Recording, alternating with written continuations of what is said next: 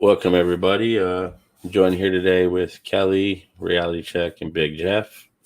Uh, Kelly recently had a little discussion with Investigator T, and it was involving the evidence, and it's quite interesting. Again, this is his opinion on what we brought him. Kelly, you want to give a little insight on what you did? Yeah, hi all. Thanks again for joining. So yeah, I did do another interview with Investigator T. Before we start, I just want to throw in the same usual disclaimer on what Billy just covered. We were the ones that brought him the evidence and all the documentation for the case that was used to convict Stephen. This is only his opinion and just based on his experience in law enforcement. He isn't directly accusing anyone, nor is he saying what he thinks is right. He, like us, just has a theory. And yeah, after the interview, though, I want to show you guys a blood vial that I've obtained, which I think you guys might find interesting. So yeah, over to you guys. I hope you guys enjoy it. I will warn you, it's an hour long. We had to break it down, but I do explain it in there why. And then, yeah, I hope you guys enjoy it. All right. Basically, you're going to hear them talking about the RAV, the blood, the key, and the plate. She is going to be going over him with the other evidence, which would be the electronics, the battery, and so on. So, I don't know. Here we go. Anybody else like to add anything before we continue? I can't wait. All right.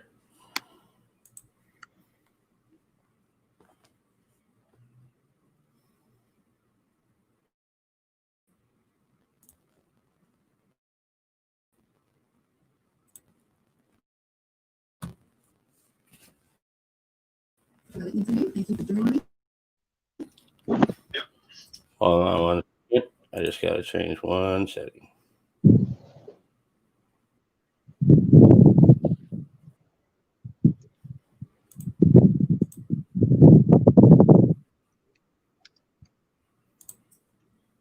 We've got a hi and welcome back again, Investigator T, to another interview. Thank you for joining me. Yeah. So, we've got a new topic for discussion, but before we start, I just want to quickly explain to the viewers what we're doing this time and how we've done it. We decided to move suspects. It's not that we're not going to go back to them, it's just that we wanted to get a little bit deeper with you in the case by going through all the evidence that was used to prosecute Stephen. So you have been currently working through all the evidence in the RAV, the blood in the RAV, the key, and the license plate. I know you've been going through quite a lot, especially for someone who doesn't know the basics of the case through watching Making a Murderer Part 1 and 2. Tonight we'll go through half of the evidence, and then next time we'll be going over the bones, item FL, and finally the hood latch in a near future interview. All right. All right? Are you happy with that? Yeah, fine. Yeah. Okay, so before I start asking the questions and you breaking down everything you've observed with the evidence that you've reviewed so far, we recently had a very interesting conversation regarding the findings of the actual RAV and how, in your experience here in Australia, a crime scene is managed by police. So I was hoping quickly you could tell the viewers too the way you explain it to me. Like, I'm going to be honest, I was that person that believed that the cops entered the RAV at the salvage yard and found it almost unbelievable that they would not have gone into it. You've got a missing woman, you know there could be clues in that car, if not her herself, and you just assumed that they would try to get into that car as soon as possible. Yet you told me the other night it's plausible that they didn't even go into this car in the salvage yard. So let me give everyone a chance to hear this and understand it for themselves. I'm going to set a bit of a scene, and I want you to kind of set the police side of it, if you may. So I'm missing. You know that the last time you saw me was about 5 days ago. I was with my car. You find out that my car has now been found. You attend the scene, and the scene is now in lockdown. What happens next? But more importantly, do you enter my car? In short, no. If there was was something considered suspicious with the car, or it may have any relation to the investigation, standard practice is to leave everything in situ, not enter the car at all. You can look into the car, and if the person is missing and you haven't found the body yet, you'd make cursory, like look into through the windows and whatnot. But if you suspect the car's involved in a serious crime, is most likely what happened here, it's usually preserved as you find it in situ. You don't go into it, you don't have a look around, don't do anything like that, because anything you find in there can be contaminated. Once you contaminate the car, anything that you find in the car is called into question. Also, once you establish the fact that there's nothing, there's no immediate need to enter the vehicle, in Australia at least, you have to get a search warrant before you can go and look in the car itself. So once you establish that there's no real need to enter the vehicle to prevent violence or further offences or anything like that, the car basically gets isolated, completely isolated, secured, and then taken away and examined in a controlled environment, so that whatever you find in there isn't compromised at all, because things like cross-contamination. So if you happen to, say for example, you're at, say, for example, Teresa's house, and you touch something or rub against something that might have her DNA on it, or someone else's DNA on it, then you find the car and you go into it, you can transfer that DNA.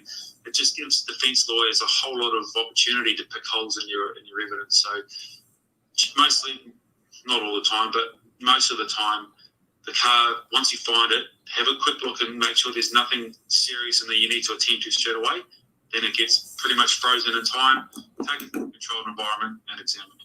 That's awesome. So just quickly to recap, it is plausible that they didn't actually go into that RAV on the salvage yard. All they had was a tarp over, because they said that there was rain coming and they just wanted to stop it from getting wet. So you're actually saying it is true that they could have held off and didn't open that car until they got into a controlled environment such as the crime lab. Yes. Awesome. Okay, that's all I kind of wanted to do, was just kind of touch base on that. Let's move forward to the questioning of the evidence in the case. So we'll start with the RAV itself. The first question, who do you think planted the RAV? Was it law enforcement or the teller? Well, going on there's a couple of things that make me think of law enforcement more than anyone else. The vehicle was reported missing around the second, because Ryan actually brought up flyers, which had the registration numbers and all that on the car. On the third, when Colburn was on the dock, called into dispatch with the registration numbers. And then there's documentation saying that the vehicle was seized on the third. So I have to take that evidence as, well, on face value, really, and think that from the 3rd of November, the vehicle was in the police custody. So unless someone other than law enforcement knew where the vehicle was, knew the significance of the vehicle, were able to access the vehicle, get it out of wherever it was being stored, and then take it to the Avery's yard, it would have to be law enforcement, because they were in possession of the vehicle from the 3rd. So for mine, based on the documentation and what Sergeant Colburn said in the stand, I'd have to say it would be law enforcement. There's no other party that would have access to the vehicle that were able to get it out of the yard. And the only other people, the only way it could have been other than law enforcement was if someone from law enforcement let the other party, whoever that mystery party may be, and get access to the vehicle, to the RAV, and then let them take it to the yard. It's just it's plausible that they'll do that. Yeah, because you were mentioning before that you were like, when did the case become like a homicide inquiry? And I'm like, well, actually, on that documentation that you were just speaking about, that the car was seized on the 3rd, on that exact same paperwork, it actually states that Teresa is missing. So it seems like there's a lot of, stuff around that documentation that you kind of, like you said, you have to take it as face value and go, well, hang on a minute, this is pretty full-on stuff here. You've got a car seized on the 3rd. You've got Colburn talking shit on the stand. He's sweating. He's been caught. I know where you're going with that, and I just wanted to point that out. That even on that documentation, Teresa's listed as kidnapped. So I think that's pretty crazy. Yeah, I mean, and it's going on the phone call to dispatch. Just from the sound of it, he called in the plates and pretty confident of what he was seeing. Yeah. The make and model of the vehicle wasn't confirmed by dispatch. It was confirmed by Colburn. Whether he knew that from the flyers that had been distributed a few days before, or he was actually looking at the plates, I'm pretty sure that he was actually looking at the vehicle, and that he knew the status of the vehicle from the flyers. Yeah. So it would seem incredible to me that police or the law enforcement weren't in custody of the RAV from the 3rd.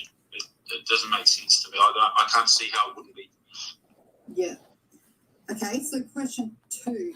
How do you think they planted it? Well, that's pretty easy, really. They would have just driven it from the storage yard where the vehicle was being stored and just taken it to Avery's yard. I actually find there was affidavit evidence from one of the neighbours. Yeah, Siebert, the witness, yeah. Yeah. Stating that he saw a vehicle matching Teresa's being driven to the yard via the back entrance. Yeah. Which would make sense to me, obviously, because if you're trying to plant a vehicle on a yard, you don't want anyone to see. A sworn affidavit from Siebert saying that he saw that vehicle I think that stands up as well. He has no real motive to fabricate his story at all. He's not in it. There's no gain, there's no loss. He's just stated merely what he saw. And the fact that there was 2 vehicles with the RAV, like the RAV itself, and there's another white vehicle. Yeah, the white Jeep apparently went in, and it was the only vehicle that entered out. Yeah. Then obviously the second vehicle, the matching Teresa's vehicle, was left in the yard. So yeah. I would, for mine, it would seem that law enforcement have taken the vehicle on the 4th, I think it was. Siebert seen it and made an affidavit stating it. Yeah, absolutely. I think that would be, I think that's where everyone's mind was at for a long time. You can't deny that. Especially knowing that 2 cars go in, 1 car comes out. You've also got Avery saying he saw lights around that time as well. Yeah. So you know that there's something going on. It's matching all these other witnesses' accounts of what's happening. Yeah, Siebert's descriptions of the 2 vehicles were quite, well, they're not absolutely detailed, but he knew what colour they were, what sort of model shape and that sort of thing. So there's enough there to make that account reliable. I think if he was too detailed, I think it would be a little suspect. Yeah. Especially considering the time of night that the vehicle was taken there. Mm-hmm. But because he's kept it kind of, I suppose, strictly what he saw, I think it's quite a reliable piece of evidence to suggest that there was a vehicle matching Teresa's that was taken to Avery's, followed by another white vehicle that left on its own. Absolutely. So this one's an interesting one, which I've tried to encounter into all the questions that I'm going to ask you. But question 3, how would you do it? How would you, as a police officer, plant the RAV? Um, Or even as a killer, as a planter as yourself, how would you do it? yeah. Well, obviously you don't want anyone to see, so it would be on a back road. It would be at an entrance that isn't, that's not highly visible, like the front gate. That would just be silly because you've got to drive past. I think you have to drive past the residential places on the property as well. Wouldn't you? So you would have had to pass like Mama Avery's. You would have had to pass, no doubt. Yeah. There was a few of them that live on that stretch, so it wouldn't have been just a straight to Avery's or whatever. So, like you said, that back entrance was just like a get in, get out kind of, make it easy to be found. Whatever, I'm out. Yeah. And it was done at night as well. And also while Stephen was gone, I think because when Stephen gave evidence that he saw lights around the back of his property, to me that suggests whoever had the vehicle was waiting for him to leave and wanted to get in and out as quick as they could. Mm-hmm. But they made a bit of a mistake in not letting Avery get away far enough that he wasn't able to see their lights. Yeah. They must have been waiting for him to leave and then quickly ducked in with the RAV. But they were a little bit too premature and were seen. So that's the only thing that I would have probably waited for. But I mean, if you're trying to plant evidence in a manner like that, I don't suppose that you're just going to wait around on the chance that he might come back if he's finding you're doing it. So as soon as it made motions that he was going to leave, they've just quickly taken the opportunity to get in there. That's why a lot of people have thought that while this moment, the car might have been seized on the 3rd, and that they had, the boys club had that initial meeting going, right, we're going to frame Avery, because that conversation would have had to have happened. There would have been a moment that they got together, a few of them, and went, this is our chance to frame him, let's go for it. I'm wondering whether there was people watching him, like the cops were watching him, and when he left that night, there's a radioed in and said, here's our moment, move, and that's when they've made, because like you said, someone would have because to know. obviously they've waited for Avery to leave the property. Yeah. So but they made a mistake of not letting him get far enough away before he noticed them. So it would be an incredible coincidence if just say they were already on their way to plant the RAV, and it just so happened that Avery happened to see them. They would have been waiting for him to leave. Mm-hmm. Oh, but absolutely. Again, I don't. And another thing that I thought of was, if I was Avery, I would have torched that car. There's no way I would have left it anywhere near to be found. It's implausible to me that he would leave such a vital piece of evidence on his own property and not burn it. It doesn't make sense. And yet you've got apparently the most cleanest masterminding, criminal you've ever met, because when they search his trailer where this absolutely traumatic rape, torture, death scene happened, they did not find one strand of evidence, yet he's leaving evidence in a car with his blood in it. Come on. Yeah. You're either incredibly stupid or incredibly smart.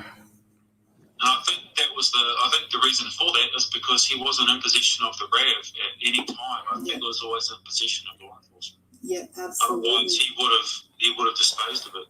Oh, absolutely. So, just to sum up with the big question. Okay, so this is like the big question of the RAV. Is there one or is there two RAVs? And what do you think? Well, I believe there's one RAV for a couple of reasons. Yep. First reason is the time frame that it would take to source a second vehicle matching the description of Teresa's RAV. It's quite a unique vehicle, not in itself because the Toyota RAVs are quite a common vehicle, but having a custom sunroof really makes it difficult to find another vehicle of that exact same description. The good old sunroof. That small, significant detail of the RAV that people like to ignore. Yeah, the second, the time frame is obviously a big one, but the second one is be no real reason to plant a second vehicle because it would be the whole effort in framing Avery would be rendered moot if the vehicle was found to not be Teresa's. Exactly. Oh my God, exactly. Yes, yes. Absolutely. It would be, just what, and then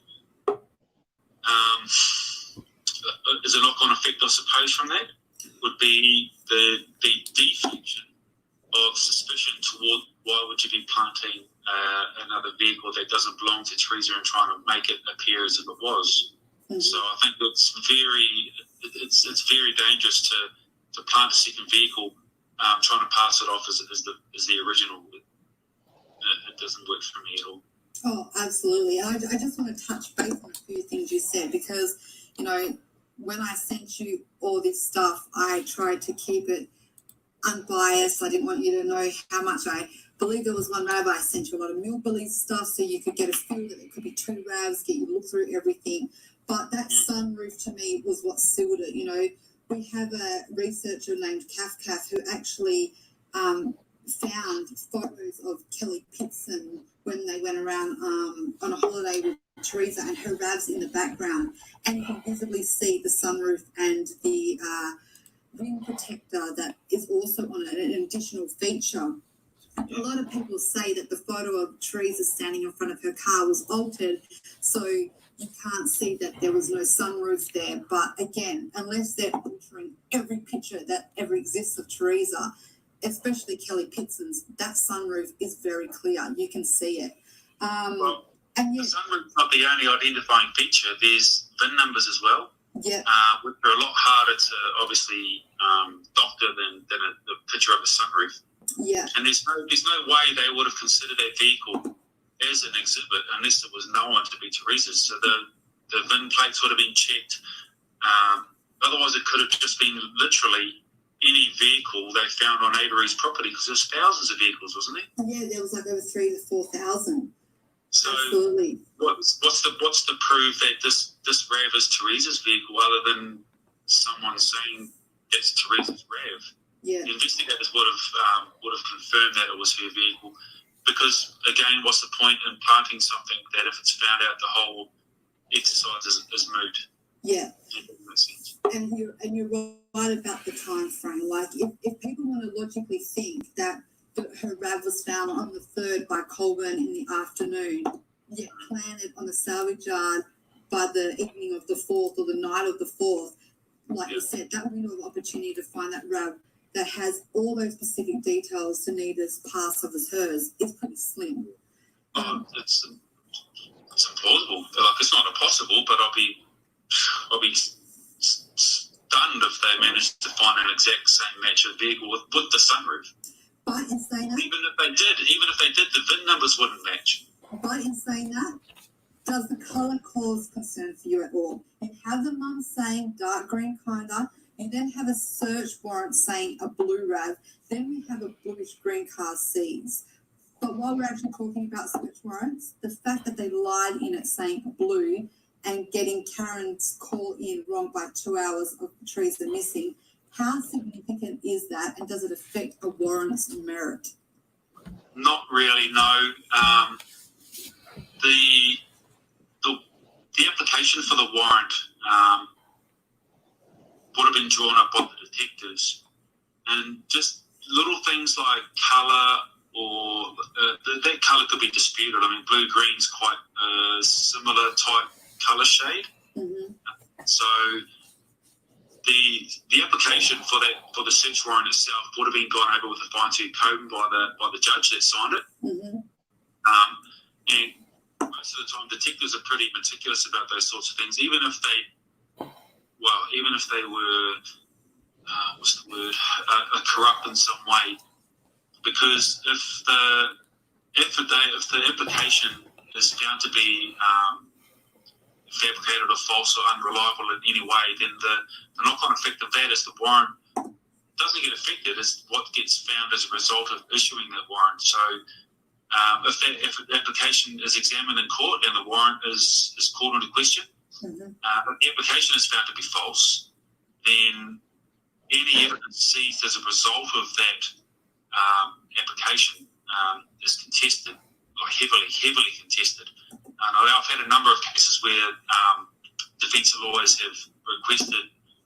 We don't normally disclose those sorts of things to the lawyers because they don't need to know the grounds of the search warrant unless they suspect that there's something up or there's something dishonest with the application itself. Most of the time, we try and keep those things as honest and as straightforward as we can because we know that whatever we find as a result of the application can be called into question later on if we don't do it properly. If he said like a yellow or a red RAV, it might be a cause for concern, but blue-green, not for mine, and the time frame is roughly, it's not days out or weeks out, it's only a couple of hours, so that really wouldn't make too much difference. I think a defence lawyer would be struggling to make an issue with those sorts of details in an application. Absolutely. And just lastly on that, I also gave you pictures of inside the car. I sent you some of Millbilly's videos to look over, and there seemed to be some bolts missing and some panels missing from the inside of the car. What do you make of that, if anything? Could that have been from them taking it apart, say, if they did seize it on the 3rd? It's hard to say. It's hard to say. They wouldn't have touched the vehicle unless they knew its significance in whatever plan they had come up with to frame Avery. Yeah. At that point in the investigation, I'm pretty sure that she was only listed as missing, possibly kidnapped. Yeah. So there's no real need to manipulate anything or alter anything in the vehicle itself. Those missing panels and stuff, they're quite a conundrum for me because for mine, looking at the end goal of framing Avery, I don't think there was really any real need for them to do that. Yeah. And the vehicle was either found like that or it was as a result of maybe afterwards when they put the blood on the car. Yeah, fair enough. Okay, so now we've talked about the blood in the car. Let's move on to that. Question 1. Who do you believe planted the blood in the RAV? Was it the killer or was it law enforcement? This was a bit of a weird one because there are 2 types of blood that were found in the car. There was flake and there was a fresh drip pattern. Yep. With the flake, the blood's dry. It didn't soak into any of the fibres in the carpet where it was found, which would indicate that it was dry before it was obviously put there. So, yet there's splatter pattern on I think it was the door frame. Yeah, the door frame. To have wet blood and flake would indicate that there's 2 different stages of congealment with the blood.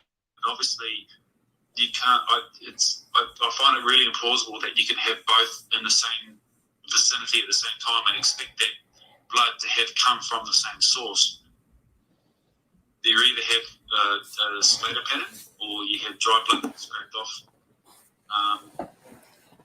So the only other, it was suggested, and I think I watched a couple of those videos that you sent me, that they could possibly have pulled the blood from Avery's sink, because he said it cleaned up and stuff like that. But that's pretty hard. I mean, the blood that the experiment that they did with the sink and the little syringe, that blood was fresh, so they would have, if Avery's bleeding in a sink, it doesn't take long for blood to dry at all, as we all know. It takes less than 10 minutes. So they would have had to have gone into Avery's trailer, lifted the blood, and put it in the RAV before it congealed. So the only other likely source of blood that law enforcement would have had ready access to was the vial that was stored in the clerk's office. Yeah, the 1985 vial, his blood sample, yeah. And there's something dodgy around that as well because they couldn't check for the congeal, the anticoagulant. The ETA. And that would be that was a major thing for me. If they were able to test for that, then that would throw that whole blood evidence into question. Yeah. But as it was, they couldn't. And I think it was the DA said they were going to go ahead with the prosecution anyway, without those results, which I found was quite surprising. And I think the reporters found it quite surprising as well. So for mine, I think it's highly unlikely that anyone took blood from Stephen Avery's trailer and put it in the RAV because the time frames were so tight from when the blood came out of Stephen's finger, landed on a sink, and ended up in the RAV. It's just, there's no way it would have dried and hardened in 20 minutes. So the only other source of blood that I can think of or that I've been exposed to, I think at this point in time, is the blood vial that was in the clerk's office. Yeah. And I did have a close look at the vial itself, and there's normally when blood's taken from someone like that, there's an evidence cap on it. It's sealed. It's like, but this thing was just pretty much just like lying around willy nilly. It kind of struck me actually how lax that the security of that vial was. So I'll have to say, if I had to say, I would say the blood came from the vial, but that still doesn't. You can still get flake from around the cap of the vial. Yeah. Obviously, the anticoagulant, if it doesn't get into every single molecule of blood, there will be dry blood around like the edges and maybe at the top of the vial and that sort of thing where it's really dried.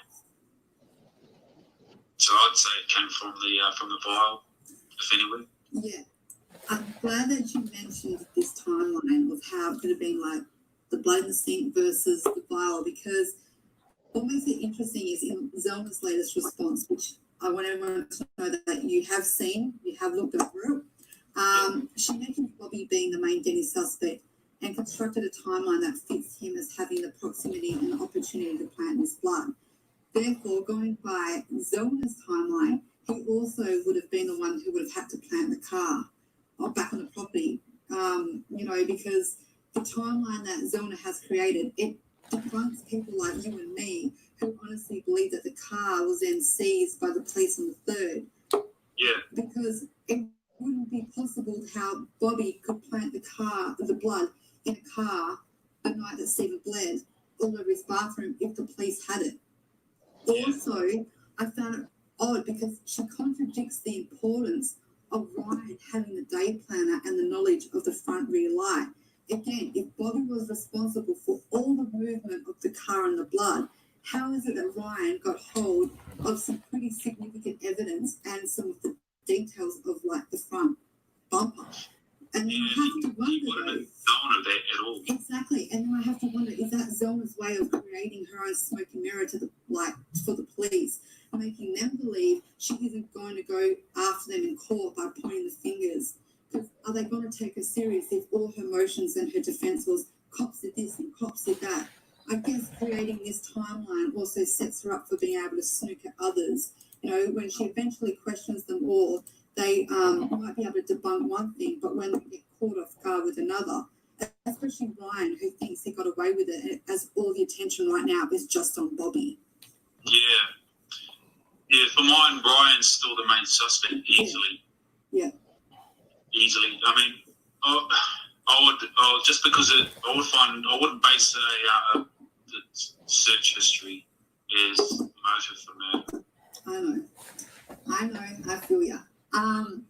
Question 2, when do you believe it was planted? When do you think the blood actually got in there? I was just looking at this. It would have to have been. I think it was before it was put in the Avery's yard because the white vehicle left pretty much straight away, which would indicate that they didn't have a lot of time to do things because there was a whole lot of other stuff as well that was happening, like the plates were removed, which takes a bit of time, especially if they're hard to get off. You can't just take plates off at 20 seconds. It takes a bit of time. Yeah. But it also doesn't take a lot of time to drop a bit of blood here and there. But where the blood was found would indicate to me that there was some time that was taken to consider where to position the blood and that sort of thing. So it could have been in the yard, Avery's yard, but I just from my own instincts, I think they would have done it in the yard where the RAV was stored when they seized it on the 3rd. Yeah. Would make sense because they would have access to the RAV in a safe environment. They would have access to the blood again from a safe environment, and it would be easy for them to transport the blood from the vial to the RAV without raising any suspicion whatsoever. Yeah. If they put the blood into the RAV on Avery's yard, they leave themselves open to getting discovered doing that. Absolutely. It's not for me to say whether they would have been that careless in doing that, because I mean there's a whole lot of things in this case that don't really add up. But if it was me, I would do it in as safe an environment as I could. Set the whole car up, stage it so that it looks like Avery did it, and then take it straight to Avery's property, leave it there, and then leave as quick as I could. Yeah. So it was done whilst it was in police custody before they put it on the Avery's yard. You know, there has been question that there's been another source of possibility, and that's the blood came from Stephen's truck itself, because we know that when he cut his finger originally, he actually bled in his own truck. And people think that it's plausible that the blood was hydrated by water, turning it back into like a liquid form from that, and then smudged into the RAV. And then it also explains the flakes, because the flakes could have been scraped from his car surface. But one thing that always has everyone turn little like minds with this bit is, you know, you've got when the blood come into it, because you've got Mike Hobart, which is Teresa's brother, not long after they've seized the car, you've got him in the camera saying, we're happy because there seems to be no foul play. You know, is that, why would the cops say that to a family, saying, you know, there's nothing in there, that there was no blood at the time that they looked? Or is that, you know, again, it's the timeline. You kind of go, why would the cops tell a family there's no foul play, yet we now know that there was all this 6 deposits of blood around the car, and we now know that there was Teresa's blood found supposedly in the back, you know? So how is that not foul play? They would have to scrape quite a lot of blood, because I had a look at the drip pattern that was found on the door frame, and that's quite significant. That's a lot of blood. It didn't look watered down at all. It looked like fairly. I mean, it's hard to say just from photos and stuff, but it looked like a very decent blood drop, you know, from a syringe or something like that. They would have had to scrape that blood off and dilute it with a fair amount of water. So I don't know. It's just less likely than getting the blood from the vial. Yeah.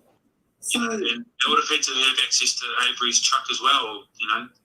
Well, yeah, they did seize that, because there was Colburn actually, I think it was Colhane actually took the swabbings of the car. So there's her admitting that she had got blood samples from his car. So everyone's like, oh God, here we go. Did she swap the samples over? You know, it's one of those things. It's the timeline, like you said to me throughout this whole process of you going through all this. You kept going to me. I would get messages from you going, this timeline, you think you're going somewhere with it, and then all of a sudden you come to a full stop and go, Jesus Christ, now what? You don't expect another twist to come. So yeah, I totally get what you mean. Question 3 though, how would you have done it? How would you have put, framed him? How would you, as a law enforcement frame him with blood? Well, if I was law enforcement, I think the easiest way is to just get the blood out of the clerk's office and put it in Teresa's car. Yeah. I mean, you got the vehicle, you got the blood, you got a safe place to do it. It's pretty easy. Yeah. What about the locations of the blood that it was found? Do you think that's changed? Like you've got on the door. Oh yeah, definitely. I mean, if basically it would seem that they're alleging that Stephen drove the car from wherever it was alleged that he's killed Teresa or wherever the car was in any case back to his own property. He had the cut on his hand, so you would expect the normal places to find blood: gear lever, steering wheel, door handles, those sorts of things. But they're not. They're just in random kind of places. Like where they found the blood just doesn't make sense. If he was dripping that much from a cut finger, there will be drop patterns all over the place. Yeah, absolutely. There would be the blood seeping into the fibers, but it's all pretty random, man. It's not. I know. Yeah. So the bonus question. What we're going to say is dodgy as hell. It is dodgy as hell. So the bonus question to sum up the blood in the RAV. Do you believe that they even have Teresa's RAV in storage anymore? And in your opinion, why do you think they are scared to give Kathleen, Stephen's new lawyer, that car for further testing? Do you mean Teresa's RAV, like her real RAV, or the alleged second RAV? I'm talking about her real RAV. Yeah, absolutely they do. I mean, otherwise, what happened to the RAV after they examined it? Do you know? Well, they have got it. They said that they've got it in a storage container, and it's locked. Zelna has tweeted, I think it was in 2018, maybe 19, and said, "Hey everyone, the RAV is safe." But there's a lot of people the people that believe that there's two RAVs were like, "No, it's gone. It won't exist anymore." They would have destroyed it because they don't want her to discover that it was a phony. I see. Yeah. Well, no, I would have to say that they would either, if Zelna's tweeted that the RAV is safe, then where'd she get that information from? Well, we don't know. That's the only information she tweeted. She just went, "I want everyone to know that the RAV is safe." So I'm not convinced there's only one RAV. So if she's convinced that the RAV is safe, then yes, Teresa's RAV is still in police custody. What normally happens after a case, like a murder case like this, is the evidence gets kept for. There is a statute of limitations for how long they keep evidence for a murder for. I think it might even be life. They generally don't give that stuff back if they know the vehicle was involved in a murder. Mm-hmm. Even murder evidence won't ever be handed back to the family ever. Oh, well. It'll just stay in police custody forever. Well, it's definitely going to get interesting when we get into the bones, but we'll leave that one. So let's move on then to the key.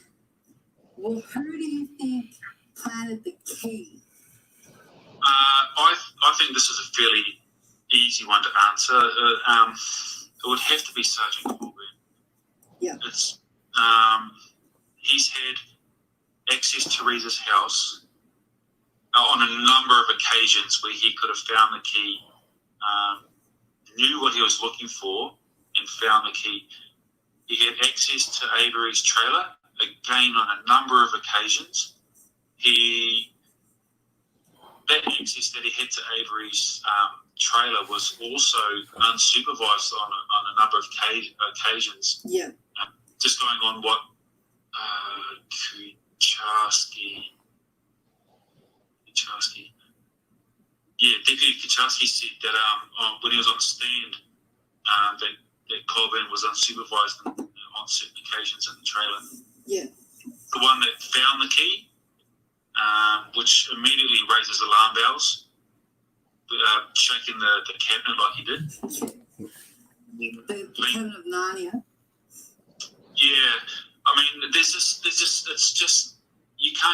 from the fact he's the only one that would have had.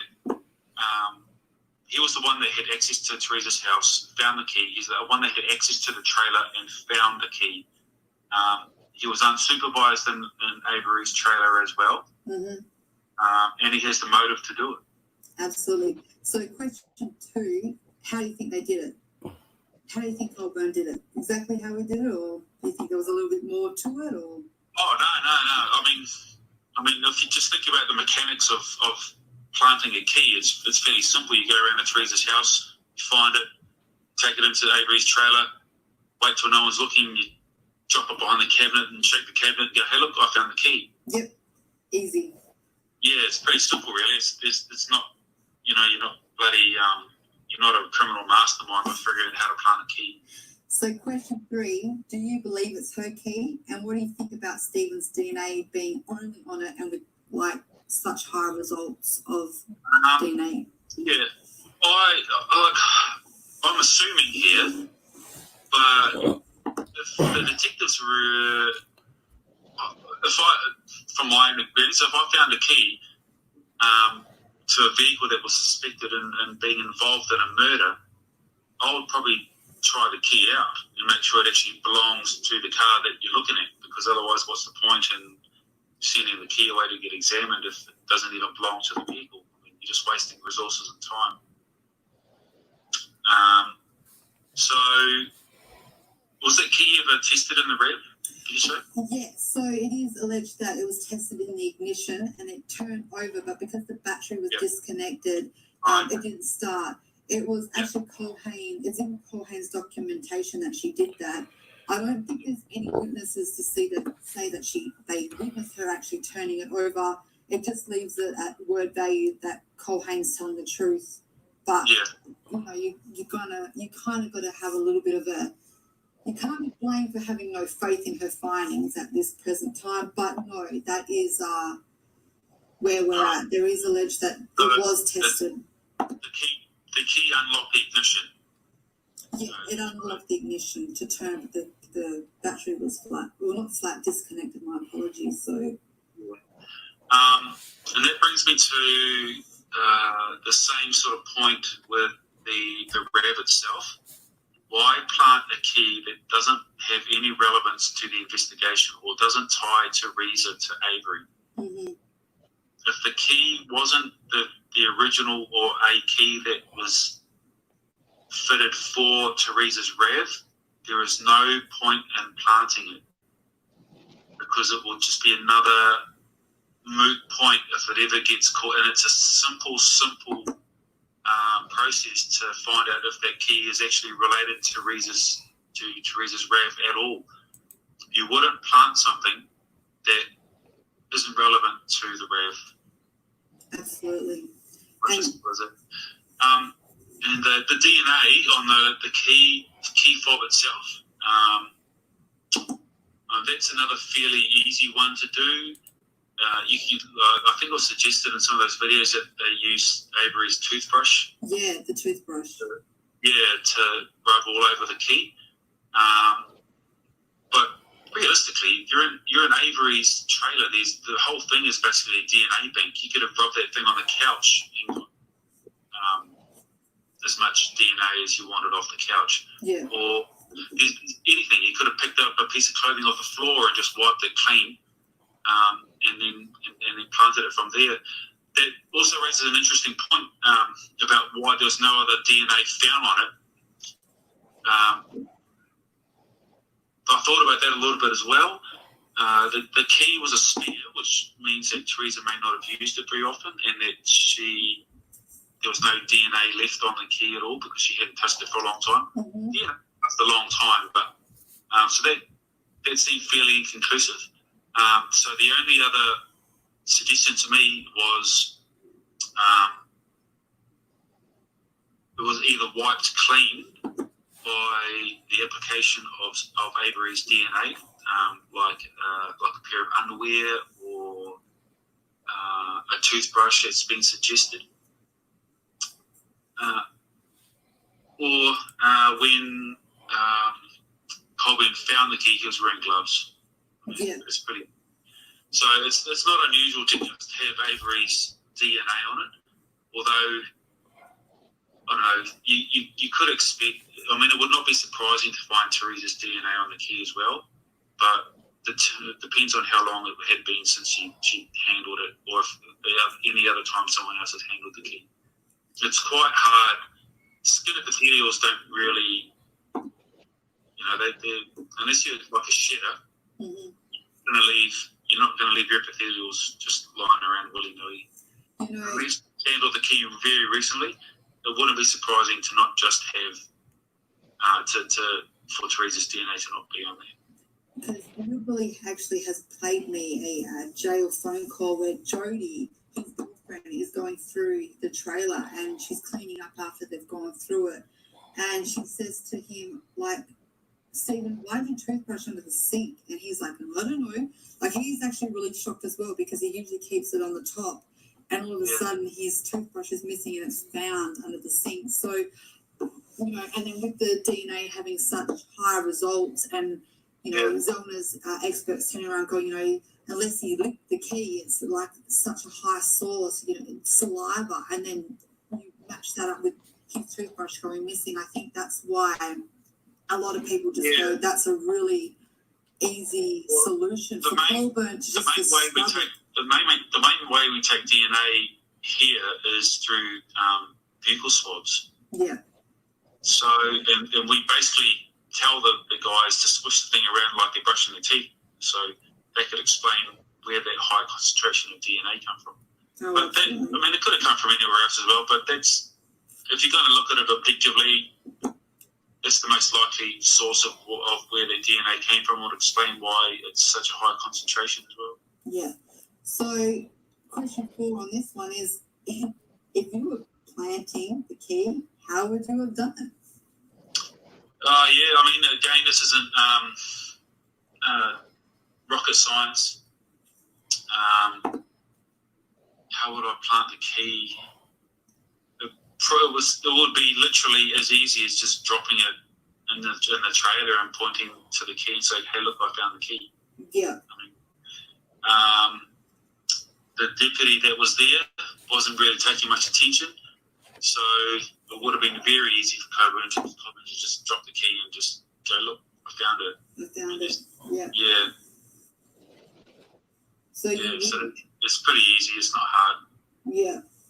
You did mention before the phone call, before we started this interview, when we were just going through some stuff, you're like, the one thing you would have done is definitely added some DNA on it to show that, that there was like a little bit of a mixture there. So if you had access to anything of Teresa, you'd kind of rub it on that just to give it that extra authenticity. Yeah.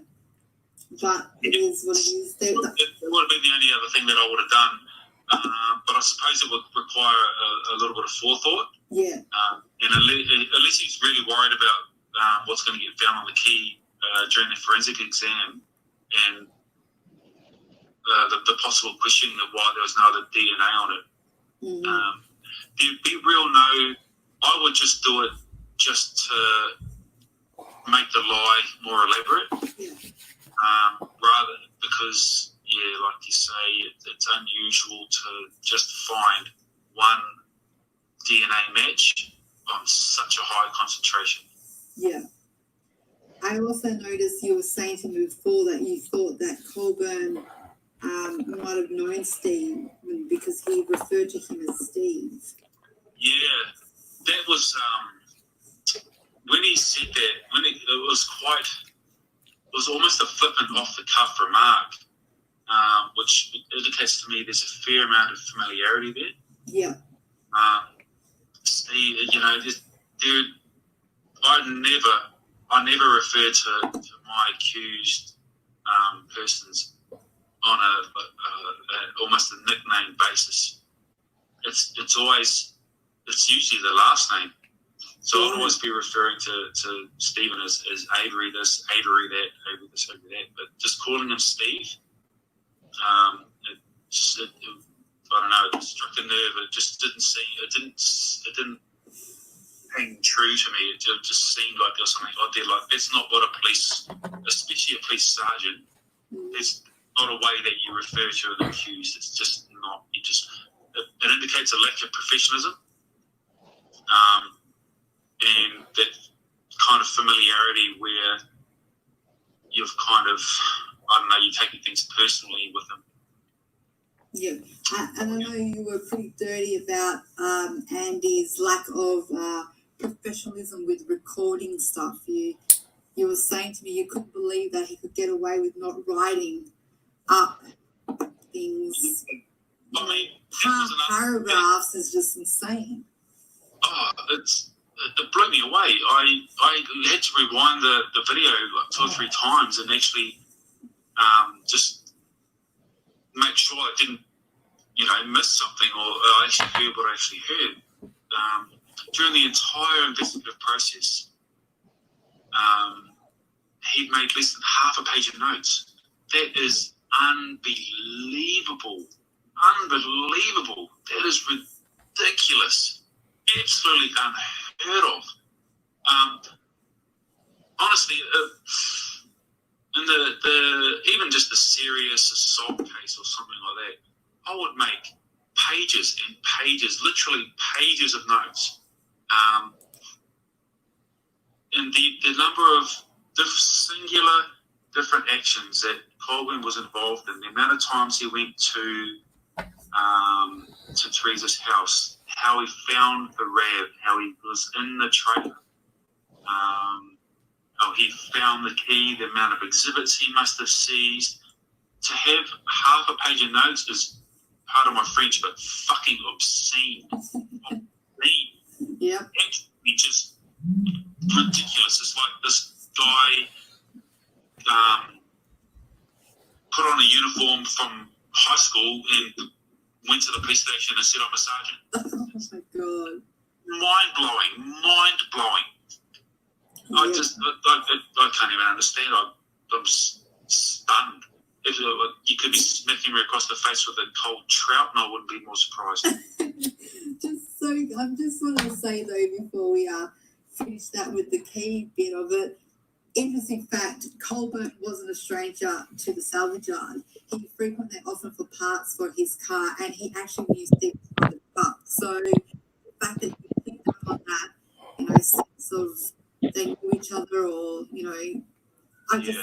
again, it also highlights the fact that he wasn't a stranger to the salvage yard. He might not have known it like the back of his hand, but he knew the salvage yard. So it kind of gives him that,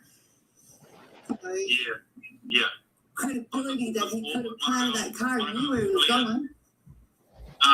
Like I said before in one of our earlier interviews, people operate in environments that they're comfortable in. Yeah. So if he visited that yard previously on a number of occasions, and he refers to Avery as Steve, he would have been well comfortable with that salvage yard, and it would have been easy for him to do what he did. Yeah, absolutely. So we'll go on to the last bits. The number plates. Who do you think planted the plates, the killer or law enforcement? Law enforcement, obviously, because they are in possession of the plates. Yep. That's about it, really. Although I have to say, I don't understand why they would have removed the plates and then stashed them in another part of the yard. Because, for one, it hindered the identification of the RAV, which they would want to have, so that they can prove it was Teresa's, so that they can then carry on with the seizure and examination. And two, it just seemed odd to me that they would do that because it's another overt action that could have been seen by someone. It didn't make sense to me. Yeah. And you gain nothing from it. You're just opening yourself up to getting caught. My next question actually was, why would you remove the plates? Like, why would you? And I remember you saying to me before, like, you probably thought could have been they removed it because they needed to hide his identity from getting it for one location to the other, because that one distinctive feature could have undone kind of thing. Yeah, there was the other when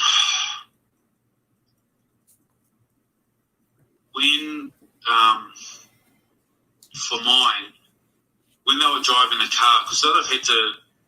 It's clear to me that they drove the vehicle from wherever it was stored at the storage yard to Avery's property. They drove it. It wasn't taken on a flatbed or anything like that. Yeah. So taking the plates off would have helped, I suppose, if make the vehicle less identifiable. Maybe when they're transporting it, that would be the only reason why I think they would have taken the plates off. Yeah. Because the plates were found later on, weren't they? Yes, they were. They were actually found, ironically, by a fireman who was just walking past, or he was working on that row of cars and happened to look in and saw them looking like they were folded up in a back seat of a station wagon. But the irony of it is that Colburn and Link, the guys that found the key, had worked on those exact same cars, that same row, just before popping the boot. So we know that Colburn and Link again was in the same proximity just before these plates were found. I just wanted to go back though when you said the reason why the plates could have been removed being the fact that they were trying to get the car from A to B. I never really looked at it like that. It's actually really clever. You've got the colour was in question at the time. Everyone was looking for this dark green RAV. But like you said, the one feature that any member of the public could have identified it was those plates. You have the flyers with the plates, you have the news covering it with the plate number. So to hide it, to get from part A to part B, even for the killer, even if it wasn't cops and it was a killer, removing those plates, bought them time. Because again, like they're looking for this dark green car. Without those plates on it, you've now separated it from being identifiable from what the public knew, what they were meant to be looking for. That surprised me a little bit because I suppose they didn't have time when they put the vehicle in the yard on the 5th or the 4th. Mm-hmm.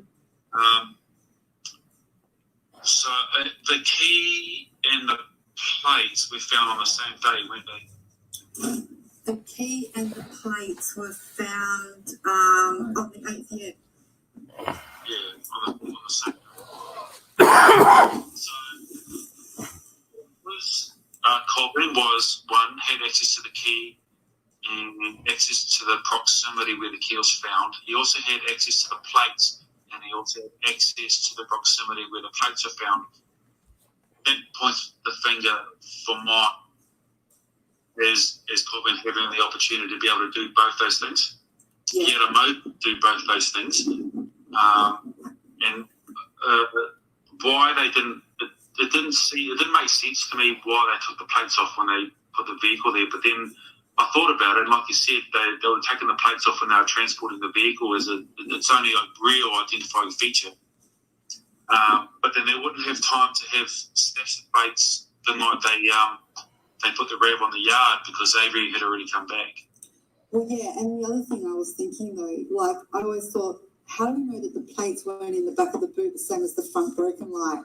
And Annie just went and placed them in another car, just spread the evidence around to make the salvage yard a more concrete crime scene.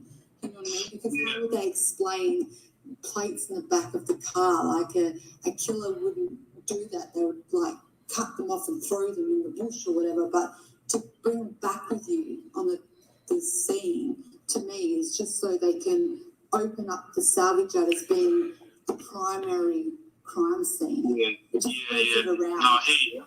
And that comes back to why even leave the RAV as a live exhibit? Why wasn't it burned? Exactly. Yeah. So we're getting close to the end, but question 3, so how would you do it? How would you have planted the plates? Well, again, we're coming up with a criminal mastermind method of walking along the line of cars, having a look in a vehicle and chucking them in. Yep. It's simple as that. As simple as it. Okay, so then we have the bonus question. People think, hold on to your hats for this one, people think that the plates were removed due to the fact it didn't belong on that RAV, being that the car that was found on the salvage yard wasn't her original. What do you think? Well, so it goes back to two RAVs. Nah, I can't get my mind around the fact there's two RAVs. The time frames don't fit in being able to find a second vehicle. It's too easy to prove that the planted vehicle, if it wasn't Teresa's, was. It's too easy to prove that it's not Teresa's vehicle. It's just a simple VIN check, and indeed would have been one of the first things they would have done when they found it. They would have confirmed it was her vehicle. I mean, that's as simple as probationary police officer type stuff. So the first thing we do when we find a car that's with no plates on it is we pop the hood or have a look at the VIN plate number on the windscreen and check the VIN number, just because we don't know what this car is or who owns it or anything. Yeah. So taking the plates off to hide the identity of the RAV is I think it's a moot point as well, because you can't hide the identity of the vehicle just by taking the plates off. Yeah, it's very common. I mean, it's criminal law, 101 to make sure the identity of whatever you're looking at, and that VIN number will always give the game away. Absolutely. They did say that the cops themselves even said that the VIN looked like it had been tampered with. Some of the pictures of the VIN does look a bit blurry, and some you can see that it is the VIN, but it's a close shot, so it doesn't show the overall body of the car that they're taking of. There's other identifying marks on a vehicle that, like on the engine block itself, you've got engine block numbers, you've got chassis numbers. It's very, very hard, unless you own a professional chop shop, where you cut out bits of chassis cross members, or if you grind off engine numbers. It's very hard to alter a vehicle's identity, because you've got things like data dots and that sort of thing as well, but they're obviously I don't think they're around when this RAV was taken. But engine block numbers, chassis numbers, VIN numbers, they're all indicators of a vehicle, a vehicle's identity. And unless you know what you're doing and you have the proper equipment and know-how to alter those, you just can't alter the identity of a vehicle. It's so hard. Yeah. I just want to kind of finish it up with just saying that Colburn apparently has a background as a mechanic. So I just wanted to tie that in, because like you said, if he was going to plant like a second RAV and stuff, everything we've summed up tonight about the RAV, from the plates to the battery that was found in there that didn't apparently belong to Teresa, and it being disconnected and all that, that's all part of the thought process. And if Colburn was the one that, had this experience, he would have turned around to the boys and said, hey, listen, truth is exactly that. It's going to be too hard to be swapping bins, installing some customized sunroofs, making sure we can the colour of a car, all these specific details. As a mechanic, he would know better than to just... there's no way you would have had the time to alter an engine block number or a chassis number. That takes a long time. You got to pull the whole thing apart. You got to drop engine, everything. It's very, very difficult, and you don't just do that in a day. No. Well, and like we said, we're already on a timeline here of at least, afternoon on the 3rd, planned by the 4th, and then there is some people that just say, hey, if it's Bobby, like Zelma's saying, it never was found until the 5th, so there was no tampering with it, period. Because Bobby didn't have a salvage yard he could pull out and start doing all this stuff. So, again, you're limiting that, the possibilities. It just it is what it is. Bobby, he wouldn't have had the means to be able to source a second car, so it can't have been a second vehicle. If it was law enforcement, there's not enough time frame to doctor everything so that if the vehicle is examined properly, that it won't be found out. Absolutely. So just with the two final questions to sum up this part of the evidence, out of all the above evidence, which one stands out to you the most? How do you mean? So out of all of it, which one as a law enforcement do you just laugh and go, I can't even believe that was even... Probably the blood in the car. The blood in the car. Yeah. I think that is totally discredited. I mean, to have blood and flake indicates that the blood was at two different stages at the time that was put in the car, and obviously that's impossible. Yeah. And the locations of where the blood was found is again completely implausible, especially if they're trying to intimate that it was from a cut in Stephen's hand, because the blood would be in a lot more obvious places than where they found it. Absolutely. And the last question is, do you think that item A23, which is a partial blood print that was found at the back of the RAV, that has been ruled out that it's not Teresa, it's not Stephen, it's not Brendan, do you think that's from the killer or more than likely the planter? If there was two separate forces working together, well, not so much together, but sliding doors. So you've got the killer making things easy for the cops to find, and then the cops going, oh, now we found this, we'll just make it Avery. So there, like I said, there's a partial blood print called A23 found at the back of the RAVs. Do you think that would be more likely the killers or the planners? Oh, the killer, for sure. The killer. Yeah. Wow. Because when Colwyn found the car, the blood, if Teresa's blood was in the car, it would have been dry. Mm-hmm. So the only person who could have had Teresa's wet blood on her, on the person, was the killer, or whoever was, like whoever the killer told, like in a very, very immediate time frame after the event. So I don't think it would have been anyone from law enforcement. Yes. If it was a bloody handprint, it would have to have been the killer. That's what we think. So that sums up this part of the evidence that was used to prosecute Stephen. Like I said at the very beginning, there's still the bones, item FL, and the hood latch. I just wanted to break this down because, it's just such a complex case. You've got to, if we keep going, we'll be going for ages. Maybe, like you said to me, slow down. It's just so much. So I wanted to stop it here and then get you to refocus on the next stuff. But yeah, thank you so much again. As always, it's been great. You give us more than we can ask for when it comes down to breaking down the law enforcement side of it. So thank you again. And I'll start sending you all the bone stuff and we'll go from there. All right. All right, well, thank you. Okay. Bye. See ya. Thoughts? T1 actually asked a question. Kelly and I were actually talking the other afternoon after I listened to this the first time about the battery. And Kelly and I were discussing, first of all, why they would have had a different battery in it. And there's several reasons for that. I mean, the door could have been left ajar where the battery had died. Cops don't jump people's cars. If you see a cop jumping somebody's car, that's something that's really going to draw attention to it.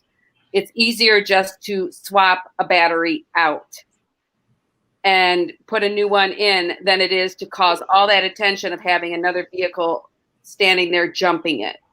And then I think Kelly and I, what was the other thing we were discussing, Kelly, about, with the battery, with them actually planting the vehicle. they would have, I saw it more as possibly Ryan driving that vehicle in. And one of the reasons when we were discussing it is that battery, because it's unhooked. So for me, it's a lot more feasible that Ryan's in there and he got the vehicle off and he knows that he's supposed to get that battery out of there because it pulls back towards the police. It pulls back towards the maintenance end of the police department. So he's trying to get it out and they're spotted. Their cover's blown. The lights are seen. He gets the hell out of there. And that's why it's not completely disconnected. He didn't have time to get it and get the hell out. And that's just when Kelly and I were talking, those were just some thoughts that came into my head. And I think Kelly kind of had some thoughts along the same way. Well, if you look in this photo, you can see the nut for the battery terminal laying around the firewall. So somebody was taking it off. Somebody was taking it off. They were trying Yes, you can. I disconnected both the positive and negative. But the cover is the bar is still on it, right? Is that wrong or is that correct? Yeah, it's still on. So it's very. That's usually the hardest part to get off. Yep. Those wing nuts always jamming up. So it's very plausible. I mean, do you guys agree? Do you disagree? Well, I've never disconnected a battery like this. I usually unbolt it from, unrelease the clamp, and then pull it off. Yeah. I would just take off the positive lead. That's what I would do. That's what I've always done. So it's somebody probably taking it off who doesn't have a lot of experience, maybe? Automotive experience, yeah. There you go. Which again kind of rules out Steven. Yeah. And doesn't that rule out Andy as well? Well, he was a mechanic. Yeah, it does. It does, exactly. Yeah, it wouldn't be him because he does have a mechanic background. Just some things to kick around. I mean, that's just what came into our mind. And interesting, the fact that we know that that's not Teresa's battery. We know that wasn't the battery that came with her car. But the fact that they put it in and put that bar back on. If I stole a car and I needed to replace the battery, I wouldn't bother putting that damn bar back on because that bar, in my mind, doesn't really do anything. Mm-hmm. So I wouldn't waste my time putting that damn bar back on. That's something that a car professional kind of would do, right? I got to put that back on. That matters. That's my quality of work or something, Yep. So maybe the person who put it in knew what they were doing, and the person trying to take it out didn't. Yep, that's the way I see it based on what you just said. Yep. But Zellner's tweet stating that she can prove that battery came from a fleet of Manitowoc Sheriff's vehicles. Oh boy. I think that's one of the. It's just a tweet. Yeah. Well, she tweets a lot of things, like her stating that the blood came from the sink, so it rules out law enforcement. Yeah.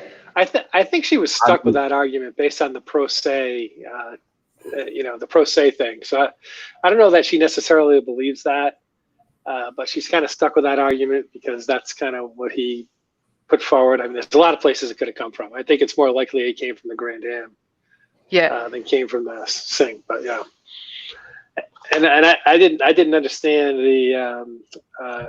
I listened for it very closely because the first time I listened to it, I was talking to Kelly. I couldn't remember what he said. I think we've all seen the video where somebody rehydrates blood. That blood looked as real as any other blood to me. I mean, I can't tell by looking at it whether blood is rehydrated or not. If you have enough of it, you do a plausible job on it.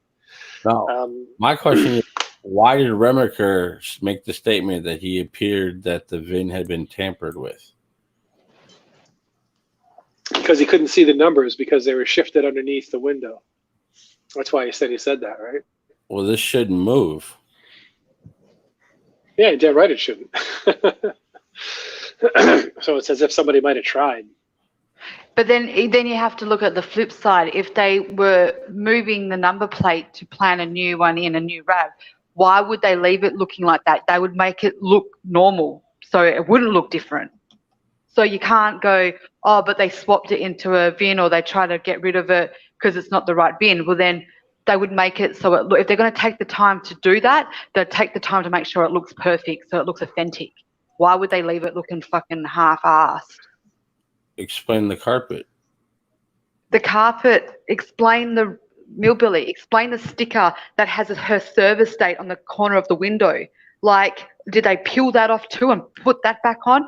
That's another small detail that all that Zona would have to do is ring up that company and go, hey, Teresa had her car service on September the such and such, and the mileage was such and such. Do you have records? And they went, yeah, that's it, bang. There's more detail. Zooming in on that sticker, and you can't read anything it says. Yeah, but you know that it's a service sticker. We all know that it is a service sticker. Valvoline oil sticker that you get at the Tyler and Lubes, and once you take those suckers off, it's like hell to get them to go back on and stay. All you gotta do is get them wet. Well, I tried. Okay, then. So yeah, I mean, we can say it. We can say a lot, but the fact of the matter is, their plan was executed perfectly.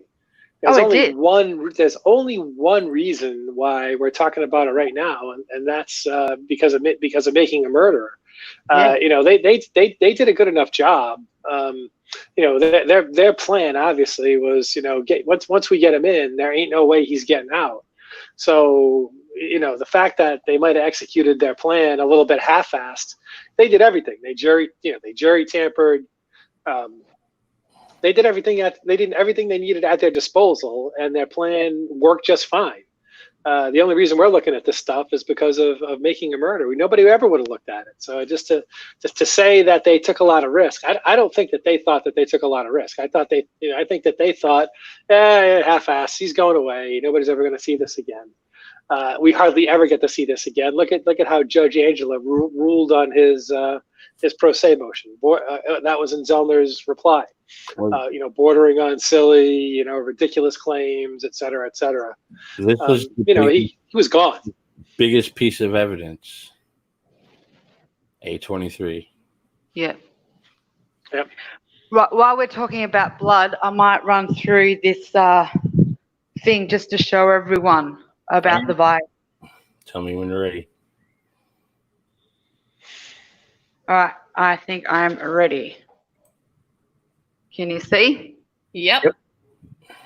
Okay, so I work in emergency, as everyone knows, so I have access to vials and stuff. What I did was I got a vial and I grabbed 3 of our top consultants that were on shift last night when I was at work, and I sat them down. I gave them the photos of the vial. I gave them a little bit of a background story of it, and then I asked them to explain it. So what they said for starters was, these vials that we have now have been upgraded. They have now come with this plastic cap. Underneath this plastic cap is almost the exact same suction, rubbery stopper cap that you have in the older vials that they would have been used for this case. Back when Stephen would have got his blood taken, it would have been used in a we used to have a suction. They didn't have the suction IV lines, the needles. So now that they do, so they would have just took his blood and literally, as always, popped it in the middle, and it would have they would have had to physically push the blood into it, and then at the bottom the EDTA would have been in there, and then they would have obviously shaken it, and there you go. So they said to me, when they looked at the camera, the photos, they said to me, okay, truth is, in all their honest opinions, was that cap had definitely been opened. However, I just want to show you guys something. This cap, don't forget, this is sealed. This is a brand new one. This has not been opened yet. But look how easy it is. Ready? Watch this. Done. You can see the exact same plug in the bottom of that there, and it literally goes in. So what they said to me was, there's one catch.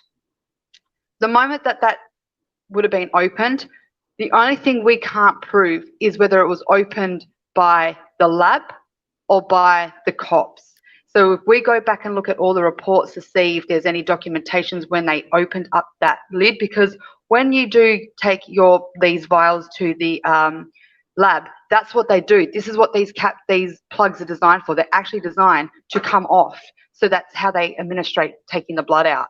So he did say to me, you know, it's definitely been open. And if you zoom in and have a look at the pictures of the rim, you can actually see where it's been dehydrated from air getting to the blood, and it's flaked. So what I want to do next is I'm just going to take my camera off and I'm going to walk out to my car. I've actually prepared something as well, just to show you something. This isn't to prove that this is where the blood comes from. I just want you guys to kind of see, you know, how simple this could be as well. So just give me a few minutes if you guys want to just quickly chat. Well, as Kelly was saying with those vials, having worked in an ICU, a neonatal ICU unit, she's correct with those tops. We would use actually a smaller vial, which would be about 1.5 inches to 2 inches in length. And we would be able to pop those tops off with one hand. So you would have the vial in your hand and you could pop the top right off. There's no problem with that at all. And that hasn't changed. And we would actually just take the sample. You can't usually on a neonate or a peds patient always get a vein to get blood from them. So we would simply lancet their foot, squeeze on the heel a little bit, and put the blood right into the vial that way. We didn't even have to use a needle. So I agree totally with what she's saying about these tops will pop right off and there's no problem putting them back on or removing them. She's totally right there. Okay, so what I'm going to do now is I'm going to put it in. Now, mind my car, guys. I'm a woman. My house is clean, but my car looks like a shit sty. So what I'm going to do is I'm going to, funny enough, I'm going to show you. I don't have blood, so I've made up a blue, like a vial with some flour in it just to give it some thickness to it. So what I'm going to do is I'm going to pretend I am them. So let's just say they came in, they had their vial. They could have like popped the lid, and that's where you would have got the flakes come from. See, I've already popped it. One-handed, yep. One-handed. So that's when the flakes could have dropped because they've just popped it. Then, let me just get rid of that and I don't spill it. Then let's say I come over here. I've just put my swab stick and I literally I've already deposited it like that. Let's just say that I had a you know, thing, what is it, a CD case. I'm literally just dop. Now, what I thought with this one was, you know, what if this bit, they just did a little drop. There you go. Obviously, this is more runny because it's not blood. But look, you've got the impact of where it just dropped out, and then you've got your running. So they could have even had the vial with them the whole time. And it was just a matter of putting the cap back on, they've planted their blood, and it's done. Well, cops generally run around with the droplets as well in their possession. That's one of their standard stuff, isn't it, Kelly? So they have the plastic droplets that they would actually suck the blood up with. So they would have that and could have taken it out of the vial with that as well, right? Yeah, absolutely. Investigator T did say that a lot of them carry things on them, especially nowadays because of like drug testing, random drug testing. I don't know if it's over in America, but in Australia, when you can get picked up now, they have like all the swabbings in their car. But he said that they have been around for a while, but not to the degree that they are now. But yes, majority of them do carry kind of swabs and stuff. So he said that's been like rule of policing since he can remember when he used to be on the road. So yeah. Can you go back to your ignition again? Sure. Okay. What do you want me to do? Just show a picture of it again. Can you see it? Yep. Boy, Kelly, you didn't even try, and you're pretty close to a same pattern there a little bit. Yeah. All right, now go back to the door frame. The door frame. Oh, say hello to Australia, everyone. This is Australia. Hey, mates. Okay, there's your Notice door that frame. steering wheel's on the wrong side of the car. I noticed that. Don't start. A drip and then a run. There's your impact, and then it's rolled down. But again, this isn't blood. This is runny blue dye with a bit of flour in it just to thicken it. And you also put a lot more than they did. Yeah, I put a lot more than they did. And if it was drawn from a vial, there's still some air getting to that. I mean, in a dropper, there's still air getting to that dropper. It's not in a sealed vial anymore, which would make it a little thicker already. That was awesome, though. Great job, Kelly. Yeah. You're welcome. So that picture of the ignition that you showed, Millbilly, do we know whether that picture is allegedly before or after Culhane swabbed it? The ignition, not that one. This one right here. Have we ever seen a picture? I mean, because that's got the very famous Q-tip looking top, right? The thing is, though, all the photos that we see from the crime lab they're taking more photos of the evidence tech than they are of the car. Well, that would have to be before the swabbing because they're measuring it for length. Still, Yeah, they completely destroyed the car. Yep. Yeah, that's a good point. To me, that looks like a Q-tip. I've yet to see how a person can make a mark that looks like that with a actively bleeding finger. It doesn't. They made a big deal about how that was how that was perfect.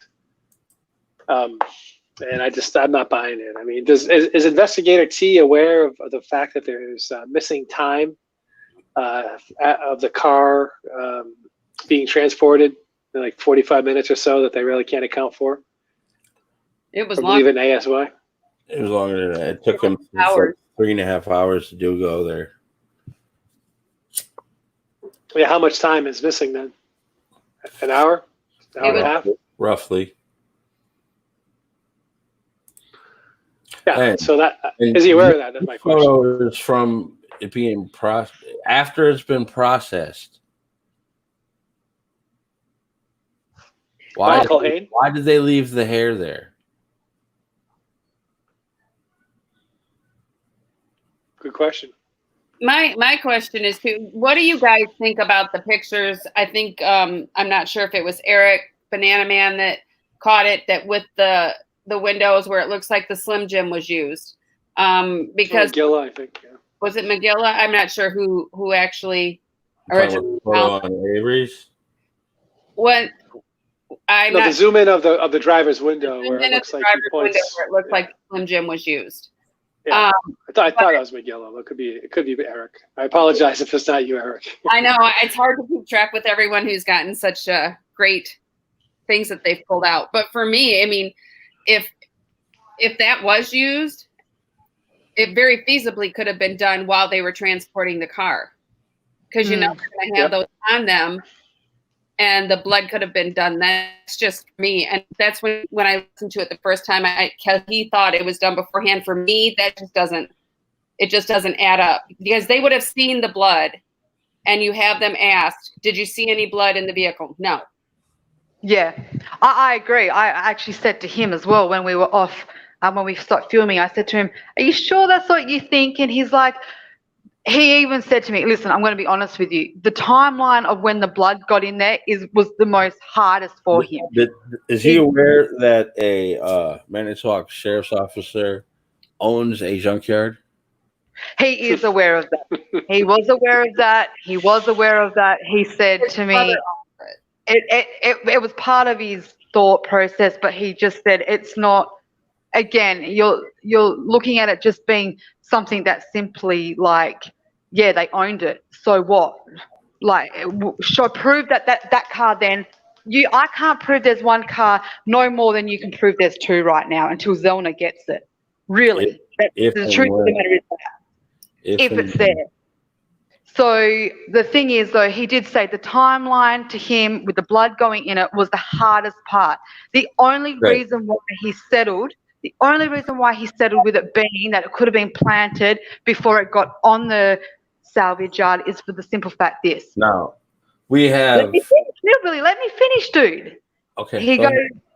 He goes, you know, why would you plan a car without everything in it? You don't know whether they were going to have a chance to get back to it again. So he goes, that's the only thought process he had. If you had a car and you had the blood there, you'd put it in the car before you took it there. So then that way, if you run out of time or any opportunities, it's already done. You don't have to worry about being seen redoing it. But then I said to him, again, though, they told the family there was no foul play. And he said, but tell me, had they entered the vehicle at that stage? And I know we all said they could have looked into it, but there's a difference between looking into it and really seeing it and just brazing over it. So it's a hard one. Well, I personally think it there's happened reports of it being locked on Avery's, and when it arrives at the crime lab, it's unlocked. Which Right. means that Slim Jim that window could have been used with the Slim Jim. Obviously, they had a key already. Yep. They planted that's it. the key. Yeah.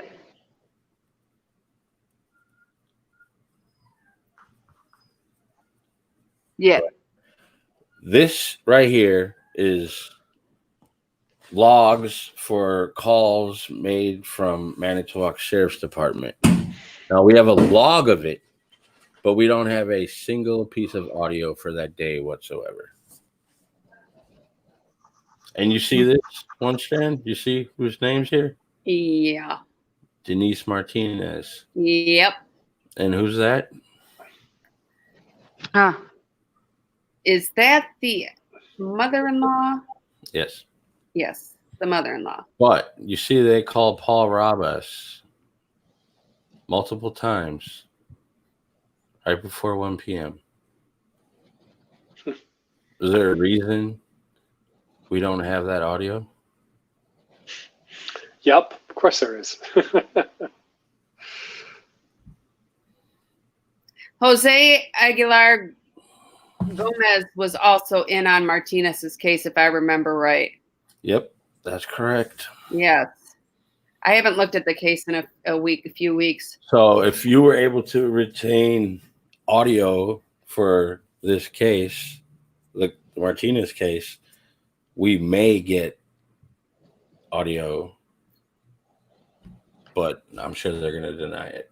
Well, they've already denied it once. I have to get with, I'm probably going to have maybe Big Jeff or Travis help me with some wording as to why they shouldn't be holding it back, because of the circumstances are basically BS that they're trying to give us as to why they won't give it to us.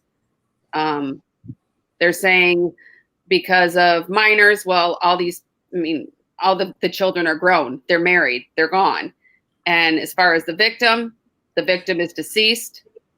She died of cancer at 45.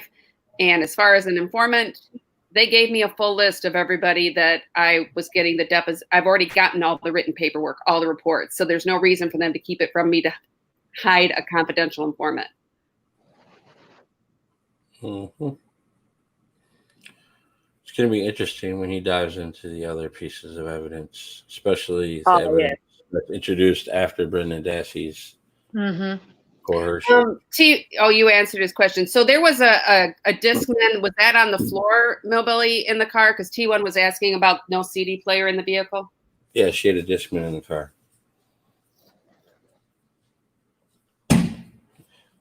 It'd be nice if we had metadata for all the photos that were presented at trial, but we don't. And they're not the greatest quality compared to Wisconsin State Patrol photos and others. Okay, so there's still thousands of photos that have not been released. Multiple interviews. I mean, your Jerry Beauty say they had hours and hours and hours of audio. Well, we know they're not listening to Manitowoc. Right. Mm-hmm. Hey, Jeff, you're muted. Your mic is muted. There you I go. wonder if he still has it. Who Oops. knows? So another question I had for Investigator T was, I was actually very surprised by the fact that they would not go into the car, and it's basically, I mean, it's kind of sad. It seems like they're more afraid of lawyers than they are of finding the truth. He said they're more worried about the fact that evidence could get spoiled. Not that Calumet did a good job of collecting and processing or taking any pictures that were meaningful of the evidence in the first place, especially the bones and Stephen's burn pit. But again, it seems to me there could be valuable evidence in this car, even though there wasn't in this case, about where she was. If that were him, his case, or this happened in Australia, would there have been somebody at the crime lab at the time that the RAV was delivered to immediately start processing that evidence, rather than dropping the thing off and having somebody just get to it sometime in the morning? Would the investigators have been sort of jonesing, if you will, for what evidence they might have been able to find in that car? It didn't seem to me like there was any particular rush to get that evidence back to the investigators, and is that in and of itself suspicious? Except for the blood. They wanted to nail it on Stephen. They wanted his blood in the vehicle. Right, but how soon did they find that, and how soon did they get that information back to to Wiegert Company? The 11th, they had that it was Stephen's blood. He was arrested last night. By the 11th, it was Stephen's blood. Yes. Blood on the key, blood on the RAV. I remember Pagel's call. My question is, how soon did somebody go into that RAV? Let's assume, who was it? Was it Pavito? Who was it that went in to take the pictures and found the door unlocked? I'd have to go to the report. Yeah. So, at what time was that? Look at this. We got. I don't think it was until later, and I'm not sure what time Wiegert was made aware of that fact. It just seems to me that, and it was the morning, right? It just seems to me if this was a missing person and there was some urgency, they would have put a tarp over the RAB, a tent over the RAB like they do in Australia, and have the crime lab process it there, right? Why not there? Yeah, there was some foul weather on the way. Okay. But there's a missing person, and there was no urgency to get into that car by the crime lab technicians. As long as it's the crime lab technicians doing it, it seems like that could have been done. So, well, that's one thing I said to Kelly. I mean, you would have thought the crime lab would have came out there and taken better pictures than what we've seen. They issued the search warrant for Stephen Avery's DNA on the 7th. Mm-hmm. He comes to the property on the 8th. With Barb, because she's looking for some keys. It's in the audio for Calumet. Why didn't they just serve that warrant right there? No, they wait to the next day. The same day the dogs aren't there, the same day as they start finding bones. Yep. You can hear in that video I just posted about Coburn finding that bracelet. The dog is still there. Mm-hmm. The other thing that Kelly was showing me last night was, remember the pictures you were showing me last night, Kelly, when you were zooming in on them? Yeah, yep. Go for it, girl. No. You do it, please. I've talked enough. So Kelly's showing all these pictures, and she's zooming in on them, and she's like, I'm like, what is this? And she's like, that's Teresa's car.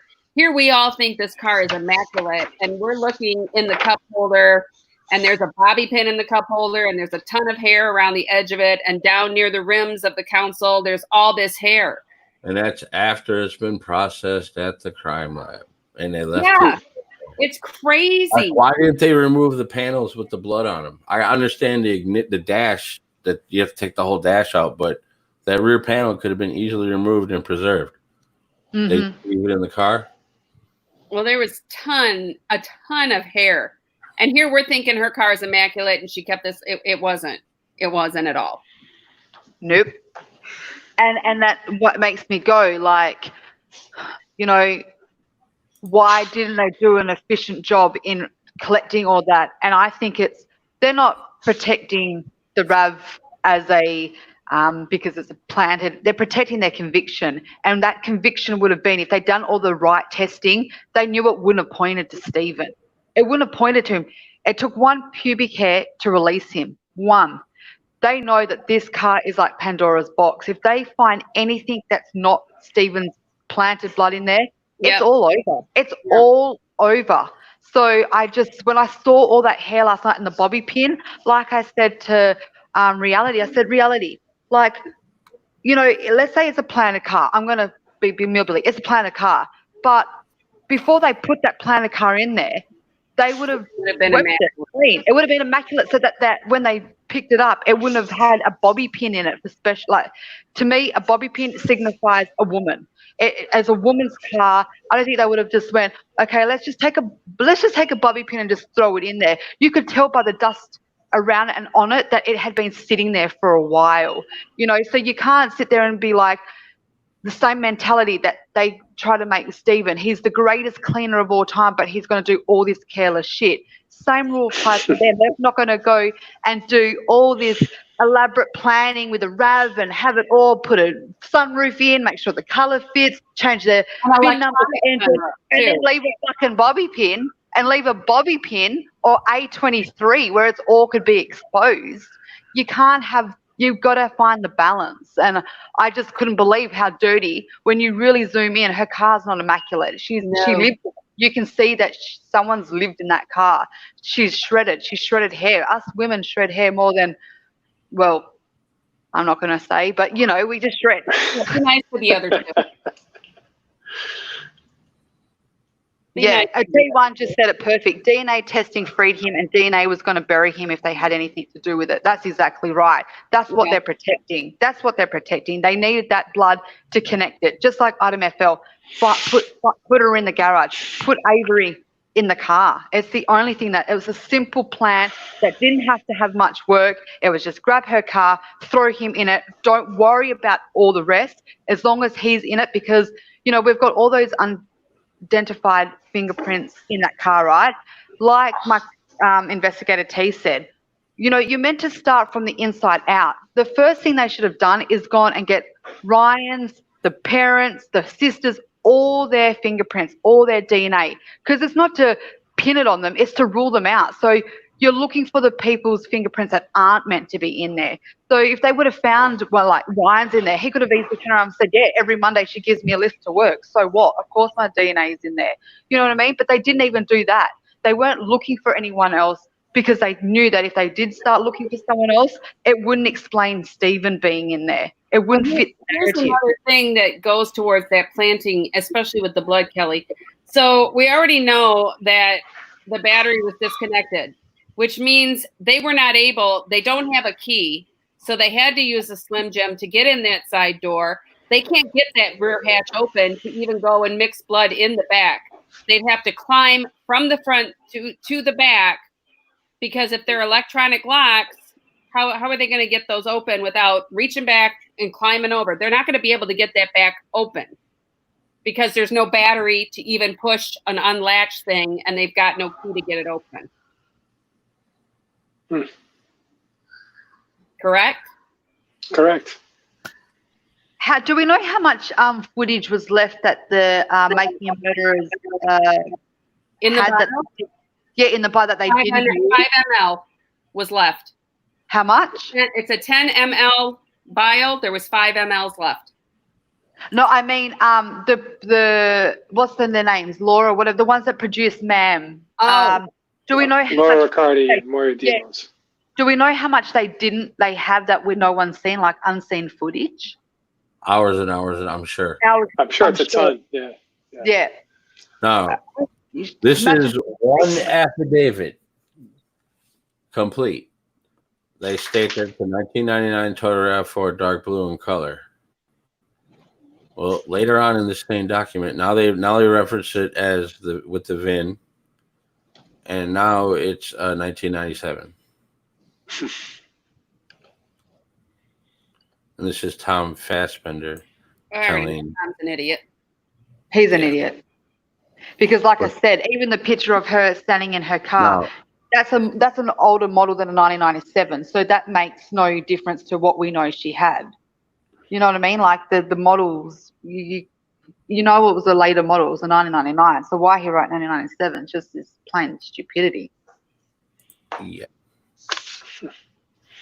So Dean and Jerry did try and in the pre-trial did make what's called a Franks motion, and the Franks motion is to say that there was just sort of like a willing disregard of certain facts, or there was there were lies that were perpetuated that were all associated with the color of the RAV, the year of the RAV.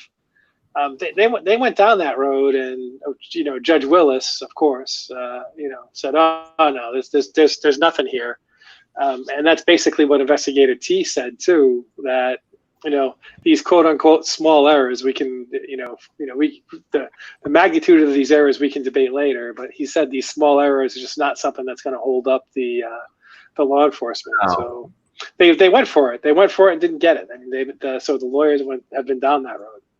Mm-hmm. Obviously, when the plates were removed from his vehicle, they broke the bolt off because it's still there. Mm.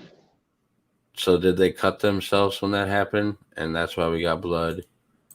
Oh shit! Yeah, they could have, Maybe and then so. they've put their hand up to get up, and that's where they've deposited, and not realised and then they've wiped it, but it's got in there. Well, who was it that looked like he had? Well, that he already had things on that was a different date. I'm wondering when they ripped those plates off, if they were ripping them off, if they had to cut them off. Because we didn't get to see both. Oh, we do see both plates. Do any of them look like they're ripped? One moment, please. Thank you, Maestro.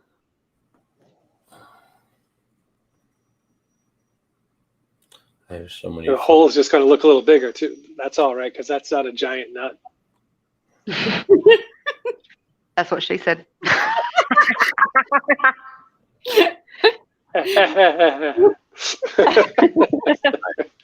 We know this is the front plate because it doesn't have a sticker on it. Yeah. And it was obviously bolted at the bottom, too. Yeah. This is the front plate.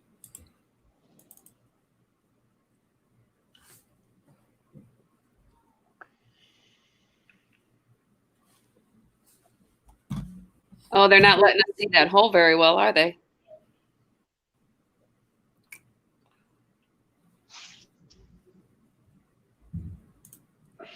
Well, it was obviously bolted on the top.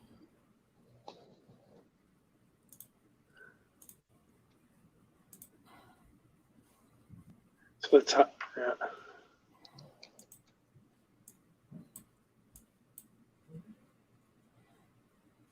Somebody crimpled the front rear one up.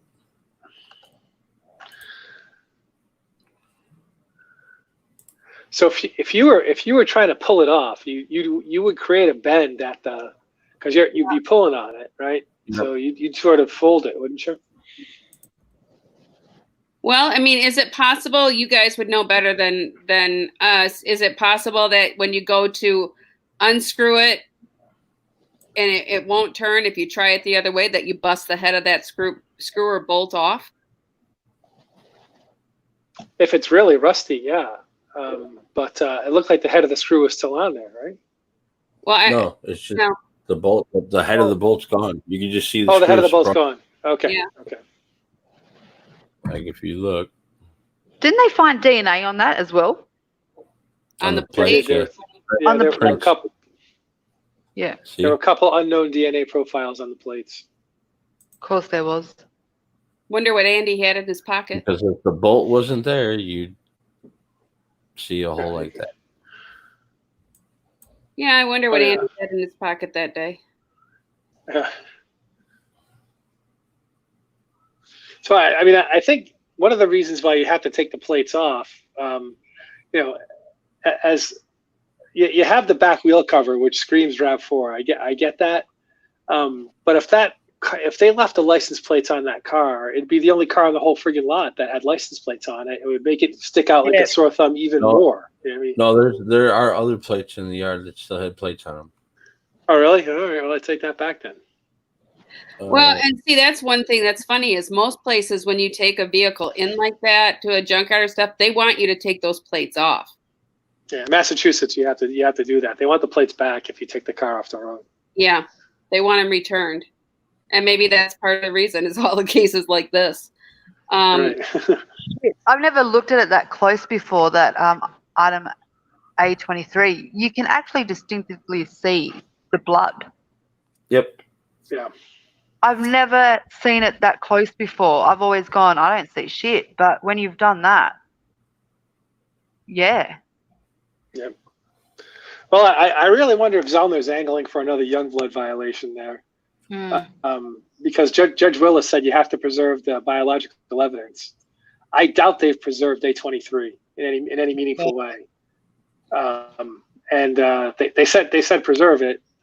Leaving it on the back of the RAV and leaving the RAV in storage for 18 years is not preserving it in my mind. And this is as exculpatory as the pubic hair potentially. And there's just a complete lack of intellectual curiosity about A23 at all. I mean, if there's enough to see, there's enough to process. I mean, we know that from Silkman, right? It's incomprehensible that they didn't get enough, didn't get a full profile when they ran it. And when they didn't get that profile, it's incomprehensible that they didn't run it again. It's blood near the cargo door, for Christ's sake.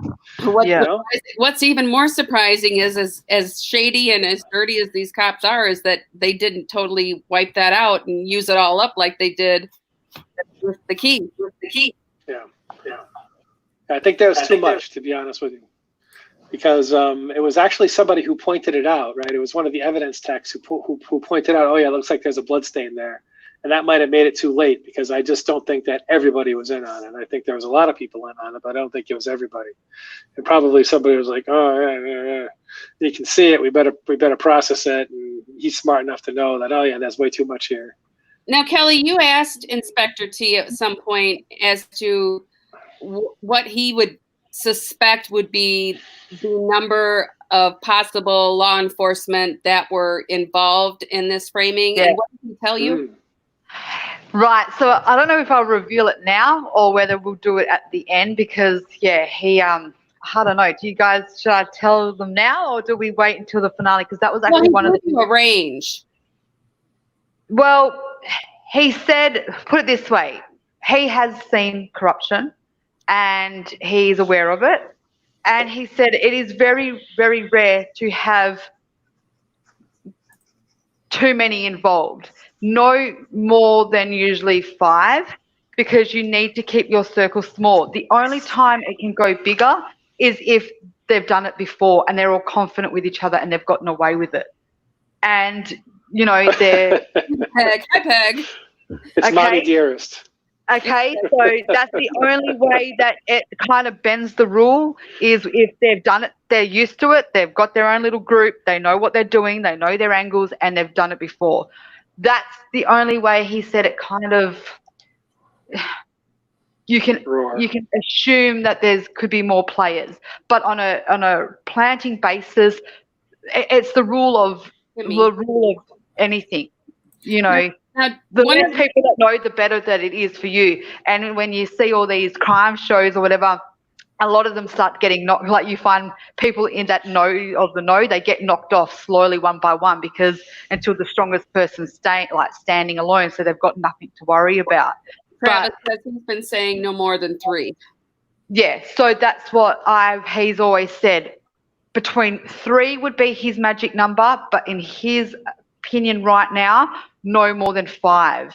But 3 is his magic number. I did think there's something too. Just to Denny and myself and Calf, and we've been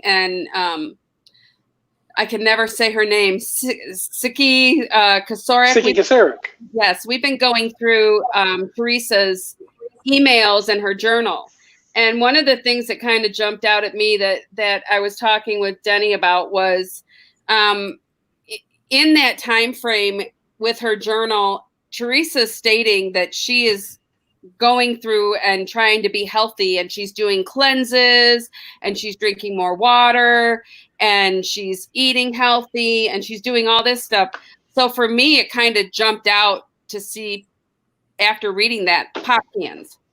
If you're doing detox tea and all this other stuff to clean your body out, why the hell are there pop cans in your vehicle? Yeah, cherry Pepsi. Yeah, it just kind of jumped out, and Denny and I were cherry talking Coke. about that. Yeah, Very brilliant. Yep. Can I just say to someone who's done that, it's called cheat days, and I do them a lot. It's called, I will convince myself that this one can hasn't just undone the whole week's worth of eating correctly. It's my reward day. And the irony of it is, my special thing is a can of Coke. So I'll be good, and then I'll find myself can of Coke. Once I've had that can of Coke, then my mind goes, you've had that can of Coke, shame on you now. Eat that chocolate. You can't make it any worse, and you've already done it. And then I eat the chocolate. And then you ask how many pieces you can have. Yes. And then I ask reality tell me to stop. And then she goes, stop. And I said, yeah, but I accidentally broke off one extra one, so I'm going to have to eat that now. Deb Strauss had the COVID haircut down back in 2005. Yeah. She looked like Rick Springfield from the top. I haven't had Coke since 2015. Oh, God. Was it the legal kind or the drinkable kind? Coca-Cola. I was actually trying to... Yes, behave, Billy. Shut up. Yeah. Deb Strauss, read her testimony. Read her testimony if you haven't. It's unbelievable. What she couldn't be bothered to reinvestigate. She never went back and followed up on anything. No, talk about a lack of intellectual curiosity. Amy was the same way, in my opinion. Yeah, Amy absolutely. Really didn't make any attempt to clarify or verify as well. Yeah. And they turned their stuff in, and guess who wrote the first draft of that report? And guess what that person's doing right now? Huh. That would be Jennifer Nashhold, and she's a judge. What do you know? She's an appeals court judge in a different district, but just play ball, baby. Jennifer Nashhold. Unbelievable. Very, very interesting. Yeah, But- Travis is hitting it on the head over here in the chat. He's hitting exactly what Investigator T was saying. Oh, the court won't listen to more than 3. And that's what he said when we were off, like the recording, when we were kind of like summing it up together, and he pretty much exact same words as Travis, like, she had to shift. She had to shift from early because they won't take her serious. No judge will try to assume that their own kind are corrupt. It's a partnership. Yeah. It's insane. And he said, and that's the smoke and mirrors, and that's what I brought back to her trying to put that Bobby thing in it. I don't, like you said, Big Jeff, I don't know if she necessarily even believes that herself. She just needs to find something that's not anything but them, just to get her foot in the door. Once she's got her foot in the door, he said she can throw out her poker cards then, and that could be this battery. The battery. Okay, don't take this the wrong way, but there is no way in hell that I think Bobby is anywhere intellectually, especially at that time, intelligent enough to plant and get that blood. I don't think he's intelligent enough to do it. I honestly don't. I don't think he's to use a dropper and get dried flakes. No, Well, we don't know where the murder of Teresa ends and the frame up begins, right? If there was, we don't know where one starts, where one ends and the other starts. We really don't. So that's why I'm all for making law enforcement look as bad as possible. Oh, absolutely. But call them idiots. That's why I don't mind saying I think that there could be 2 rounds, because it just calls into question the level of corruption that people are willing to go to be able to do it. Look, you gotta go back and look at 1985. Look at how deep of shit that they were in. Kaceric's deposition was days away. He was shitting bricks. They needed to do something, and they needed to do something quick. And it looked like, if you read the depositions, it looked like Vogel. If you read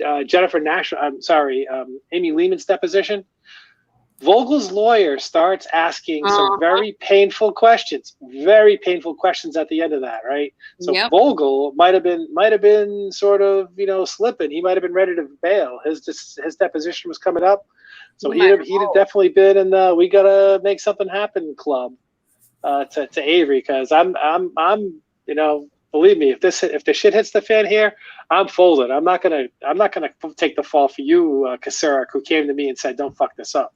Well, it's interesting that he still is actually to this day in practice.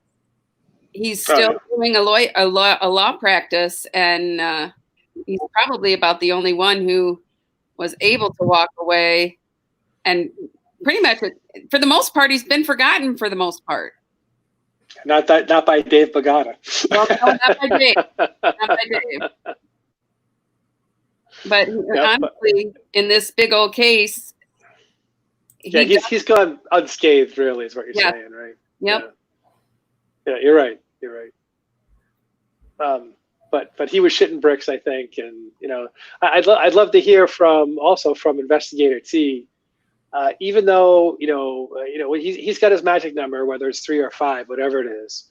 How many times that this is sort of sniffed, right? I mean, there must be cops who weren't involved who've been around enough to sort of know that there might be something fishy going on, but because they live behind the blue line, the thin blue line, not in front of it, they just don't say anything.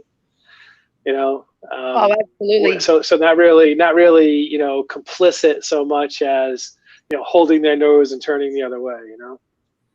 Yeah, and it comes a fear with it as well.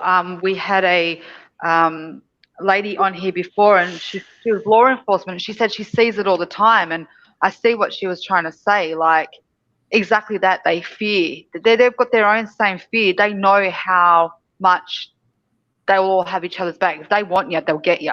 So I get that, and I totally get that. And he did say that we touched base on that as well. But that's definitely something we'll be definitely covering. He says he obviously thinks that law enforcement's not responsible for killing her. No, he does. Him.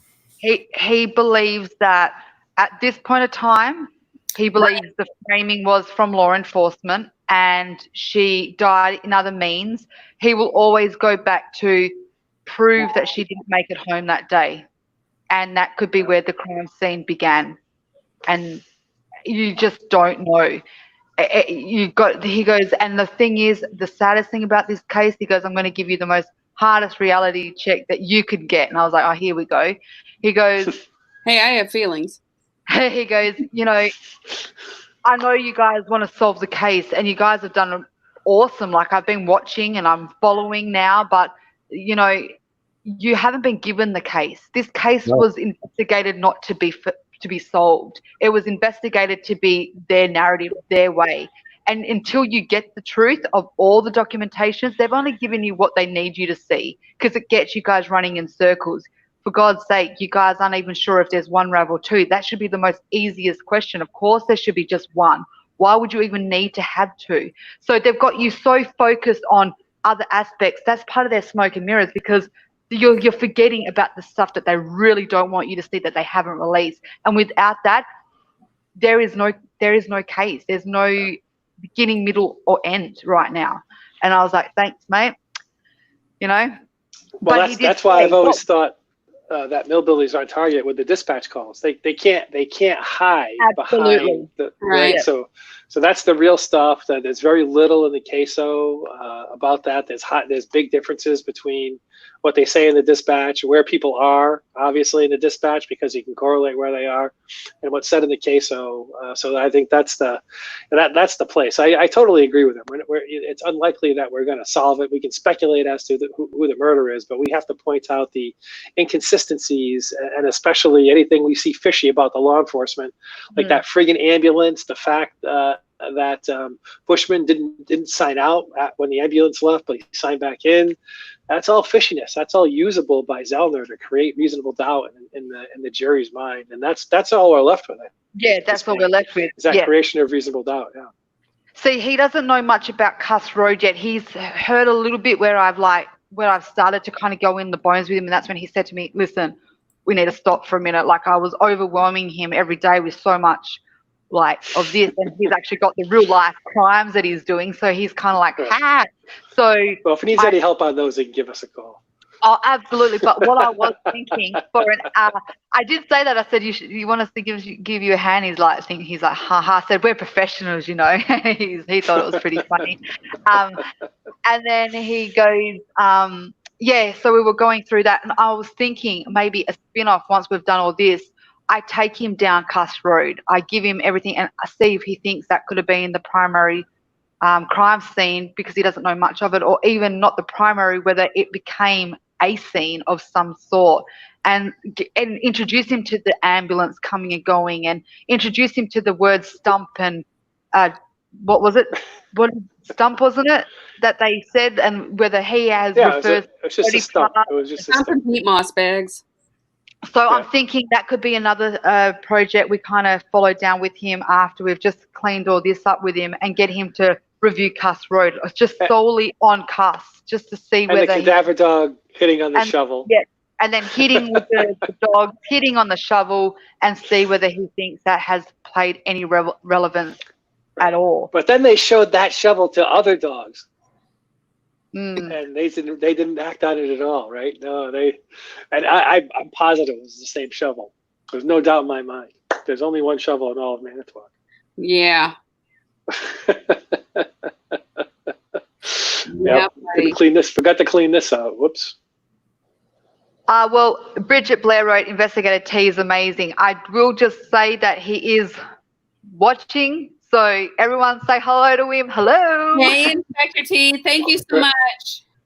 We have some important follow-up questions for you, so please join us live next time. Yeah. We're really not that bad. I just want to thank everyone for listening. Thanks for being patient with me. It was an hour interview, and it can be pretty draining to hear me for a whole hour. But that's just our Aussie lingo. I don't have the support of these amazing people right now, where I admit I don't have as much knowledge as like Millbilly and for dates and stuff. So when I'm sitting there going solo and he says something to me, I'm like, shit. And it is hard not to have support.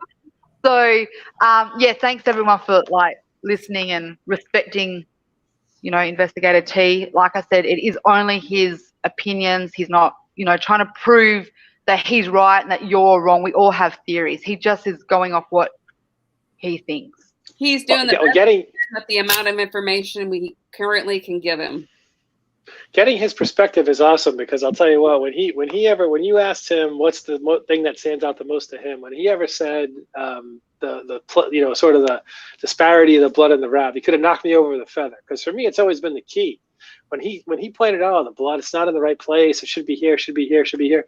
I kind of knew that, but from a law enforcement perspective, the fact that that's his number one thing, that is real telling to me. Look at where the blood is in Stephen Avery's car. Yeah, the Grand Am. Yeah. In the right places. Yeah, it's all over the freaking gear shift. Right places in another vehicle.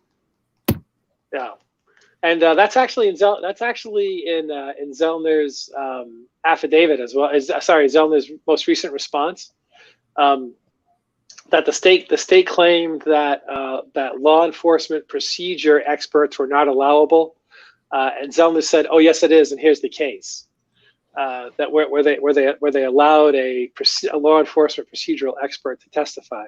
So that's actually in there. I got bad news for you, Josh. His mommy dearest was bouncing on her knee, teaching you how to how to cover up corruption. She got that one wrong. So. Yeah, but I'm almost positive the key was DNA was placed on it from his toothbrush. Yeah, I agree. Oh yeah, it was placed on it from somewhere. Yeah. Yeah. Because you need to get it on there, right? You can't risk that it's not going to get on there because you wipe it on. You need his DNA on it. And who were two officers that we know were in that bathroom? Link and Remaker. Oh, they were all in there. Well, Link and Remaker were there on the 4th. Oh, that's true. Yeah. They searched. So they knew it. So, they seen no signs of foul play. Nothing seemed to suspect anything at all, and they left. But they had been there before Stephen Avery noticed because they ran his truck plates, and that's when he found out that they were on the way down there. So who knows what they did before they ran his plates and how long they'd been there. And the fact that they were able to drive in there and nobody noticed. Nobody noticed, right? Mm. Because Dolores and Steven are on the golf cart heading towards them, and they meet halfway, and then he takes them back to his place, and then they let him search. I will say the one thing that I totally just forgot until just now. We were talking, Kelly and I were talking about the flyover. That flyover was done for one reason and one reason only. To show them how to get that RAV in there. To show, basically, they showed it to, I don't care if they showed it to Mike or they showed it to Ryan. See it? Do you see her vehicle?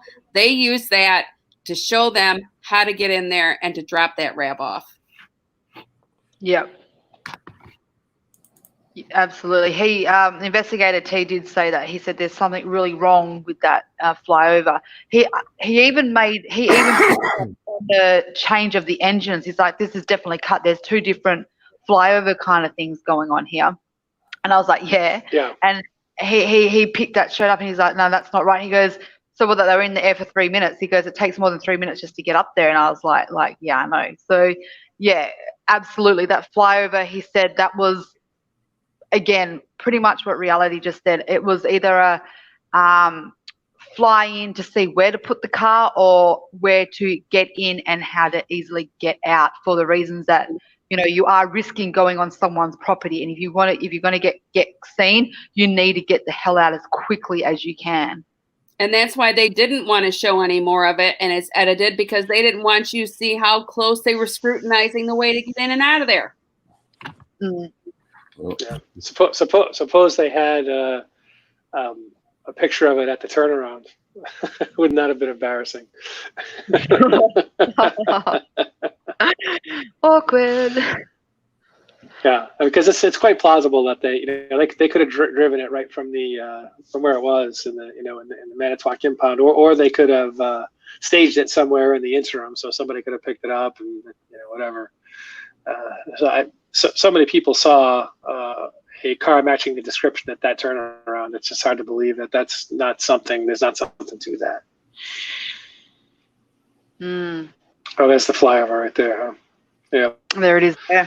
Mm. I wonder, if they had, we don't really know what day the RAV was planted. I wonder if they had spotted it on the flyover. They might have spotted it somewhere else. Yeah, they might have spotted it somewhere else. I wonder if they had spotted it where it was, which is, improbable but possible. I wonder if that would be considered an illegal search. We gotta save that question for Travis if he. Oh, my dog's going nuts. Travis is here. Travis is on. Would that be if that's airspace? Would that be considered an illegal search? Nobody owns the airspace except for the government. Right. It'd be interesting to see if Travis says or not. Yeah. Why is Sweaty Boy so adamant that the car was not visible? No. Yeah. Okay. All right. Why is it so important to Kratz that the car wasn't visible on the 3rd from the flyover video? Why is he saying that? Why is he so adamant about that? This is flying over Cuss Road area. All right. And there's the deer camp. Quarry entrance. Now they fly over the yard, past Stevens. I see why Baldwin got demoted.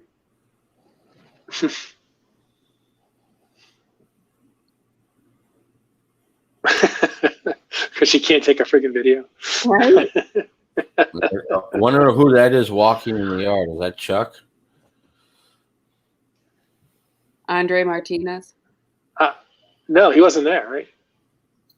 This is on He the left. I thought. Oh, he left the night of the 4th. He Chuck. was there on the morning of the 5th when they found it too. No, Chuck. No, Chuck was in Crivets. Oh, Chuck, yeah. I thought. Chuck left the night of the 4th. Yep, I agree, Bridget. It was filmed for directions. Absolutely, 100%.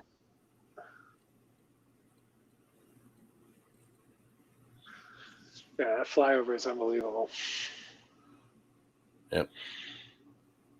And it's edited multiple times. The audio has been analyzed, and you can hear it go from airplane, helicopter, airplane, helicopter, airplane. Oh, are you saying they splice back in coverage of the 4th after in some points in the 5th?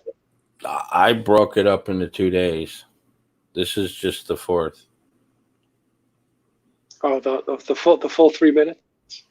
Because once they circle back around Stevens, that's it, right? That's the 5th. Yep, this is still the 4th plane. Now that's the end of the 4th. Now I want to play the 5th.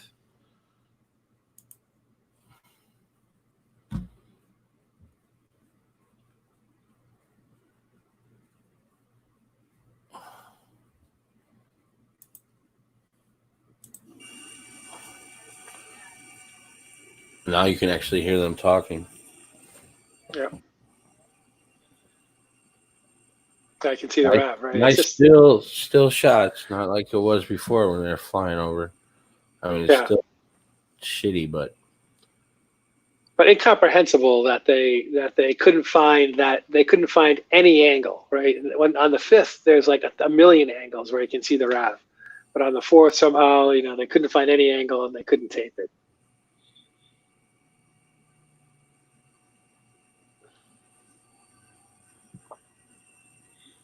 Now, supposedly the 5th was a helicopter too, right? And the 4th this was is a a helicopter. Cessna or This is something. a helicopter right now.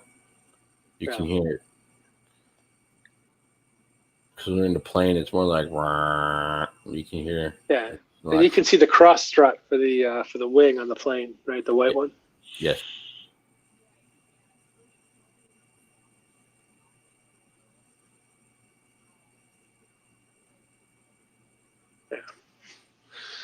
I've been through this thing frame by frame. It's one of the first things I ever did. Oh, it was painful.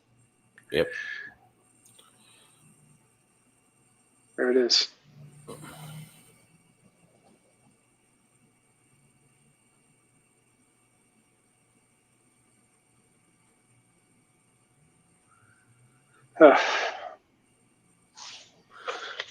So I wonder if August Travis is on, did Wiegert have to get a search warrant to process the RAV at the crime lab as Inspector T indicated, or did the search warrant for the Avery property? That's why they had to get a search warrant to be able to get on Avery's property to get the RAV. Right, but did the search warrant for the Avery property cover the search of the RAV at the crime lab, or did Wiegert have to get another search warrant for that? I would think once you have it in your custody as being taken into your custody, then it's yours to. Yeah. I don't know. He did say something about that, and I should have pressed onto it more because he did say something about. That's what he was trying to say about the whole it's one RAV, because why would you risk the entire warrant being void? He said, let's say it was one RAV, two RAVs, and they found that it was a planted car. That warrant wouldn't, he said to me, it wouldn't be like voided, but everything that was found after in that warrant would be, because it was based on bullshit. So I assume that's what he meant, but I didn't touch base with him on that to go further. It seems the laws in Australia might be different. Yeah. Was one of the impression I got. Yeah. Oh, absolutely. You guys put tarps over cars. We put professional tents, just go figure. We're in the future. We got our shit down packed. There was no urgency getting in that damn car, right? If there was urgency of getting in that car, if it was my kid that was missing and I was on that crime scene, I'd be like, get in that damn car. I want to know if there's any possible evidence that's going to give you my kid's whereabouts, Travis said the warrant would cover the Avery salvage yard and subsequent processing at the lab. Okay, all right. And that's what Awesome. He's the man. Thank you, Travis. And that's what must be what Investigator T said. That blood would then come into scrutiny because that is what's found in the RAV. That's what the warrant would have covered. So if that was planted RAV and it's not real, then your blood, it would be void immediately because it's not real. I find it funny when you said that they're not supposed to get rid of evidence. I know. Bless. And you hear me say, wait till we get to the bones. That's cute. This is and they are allowed to get rid of evidence if all parties that are involved are deceased. Yeah, right. He did send me a message through it, and he's like, "Who's this drinker? Who's the drinker?" And I'm like, "The drinker." Not me. Is that me? And I go, "Who's the drinker?" He goes, "Yeah, you know who she is." I'm like, "What?" He goes, "The fuzzy hair thing, the crime lab." I'm like, "Colleen." He's like, "Yeah, Colleen." yeah. He's like, "She's pissed on the stand." Well, and I said, "Oh, we haven't even got to her yet." And he's like, "What do you mean?" I said, "Well, we haven't gone through the evidence where the evidence is at her crime lab, her tech. You haven't got there yet." And he's like, "Oh dear God." So this is going to be really interesting, especially when he gets to the part with item FL, I think he's going to turn around and go, "There's your whole case right there. That put her in the garage. That's going to be the whole thing." I reckon he'll sum up. I'll be shocked if he doesn't. Did you really get through to him with the depth of A23 where Colleen processed it and, even though you can see it? I wanted to get into it more in depth when we got to the lab with her to kind of tie her all in.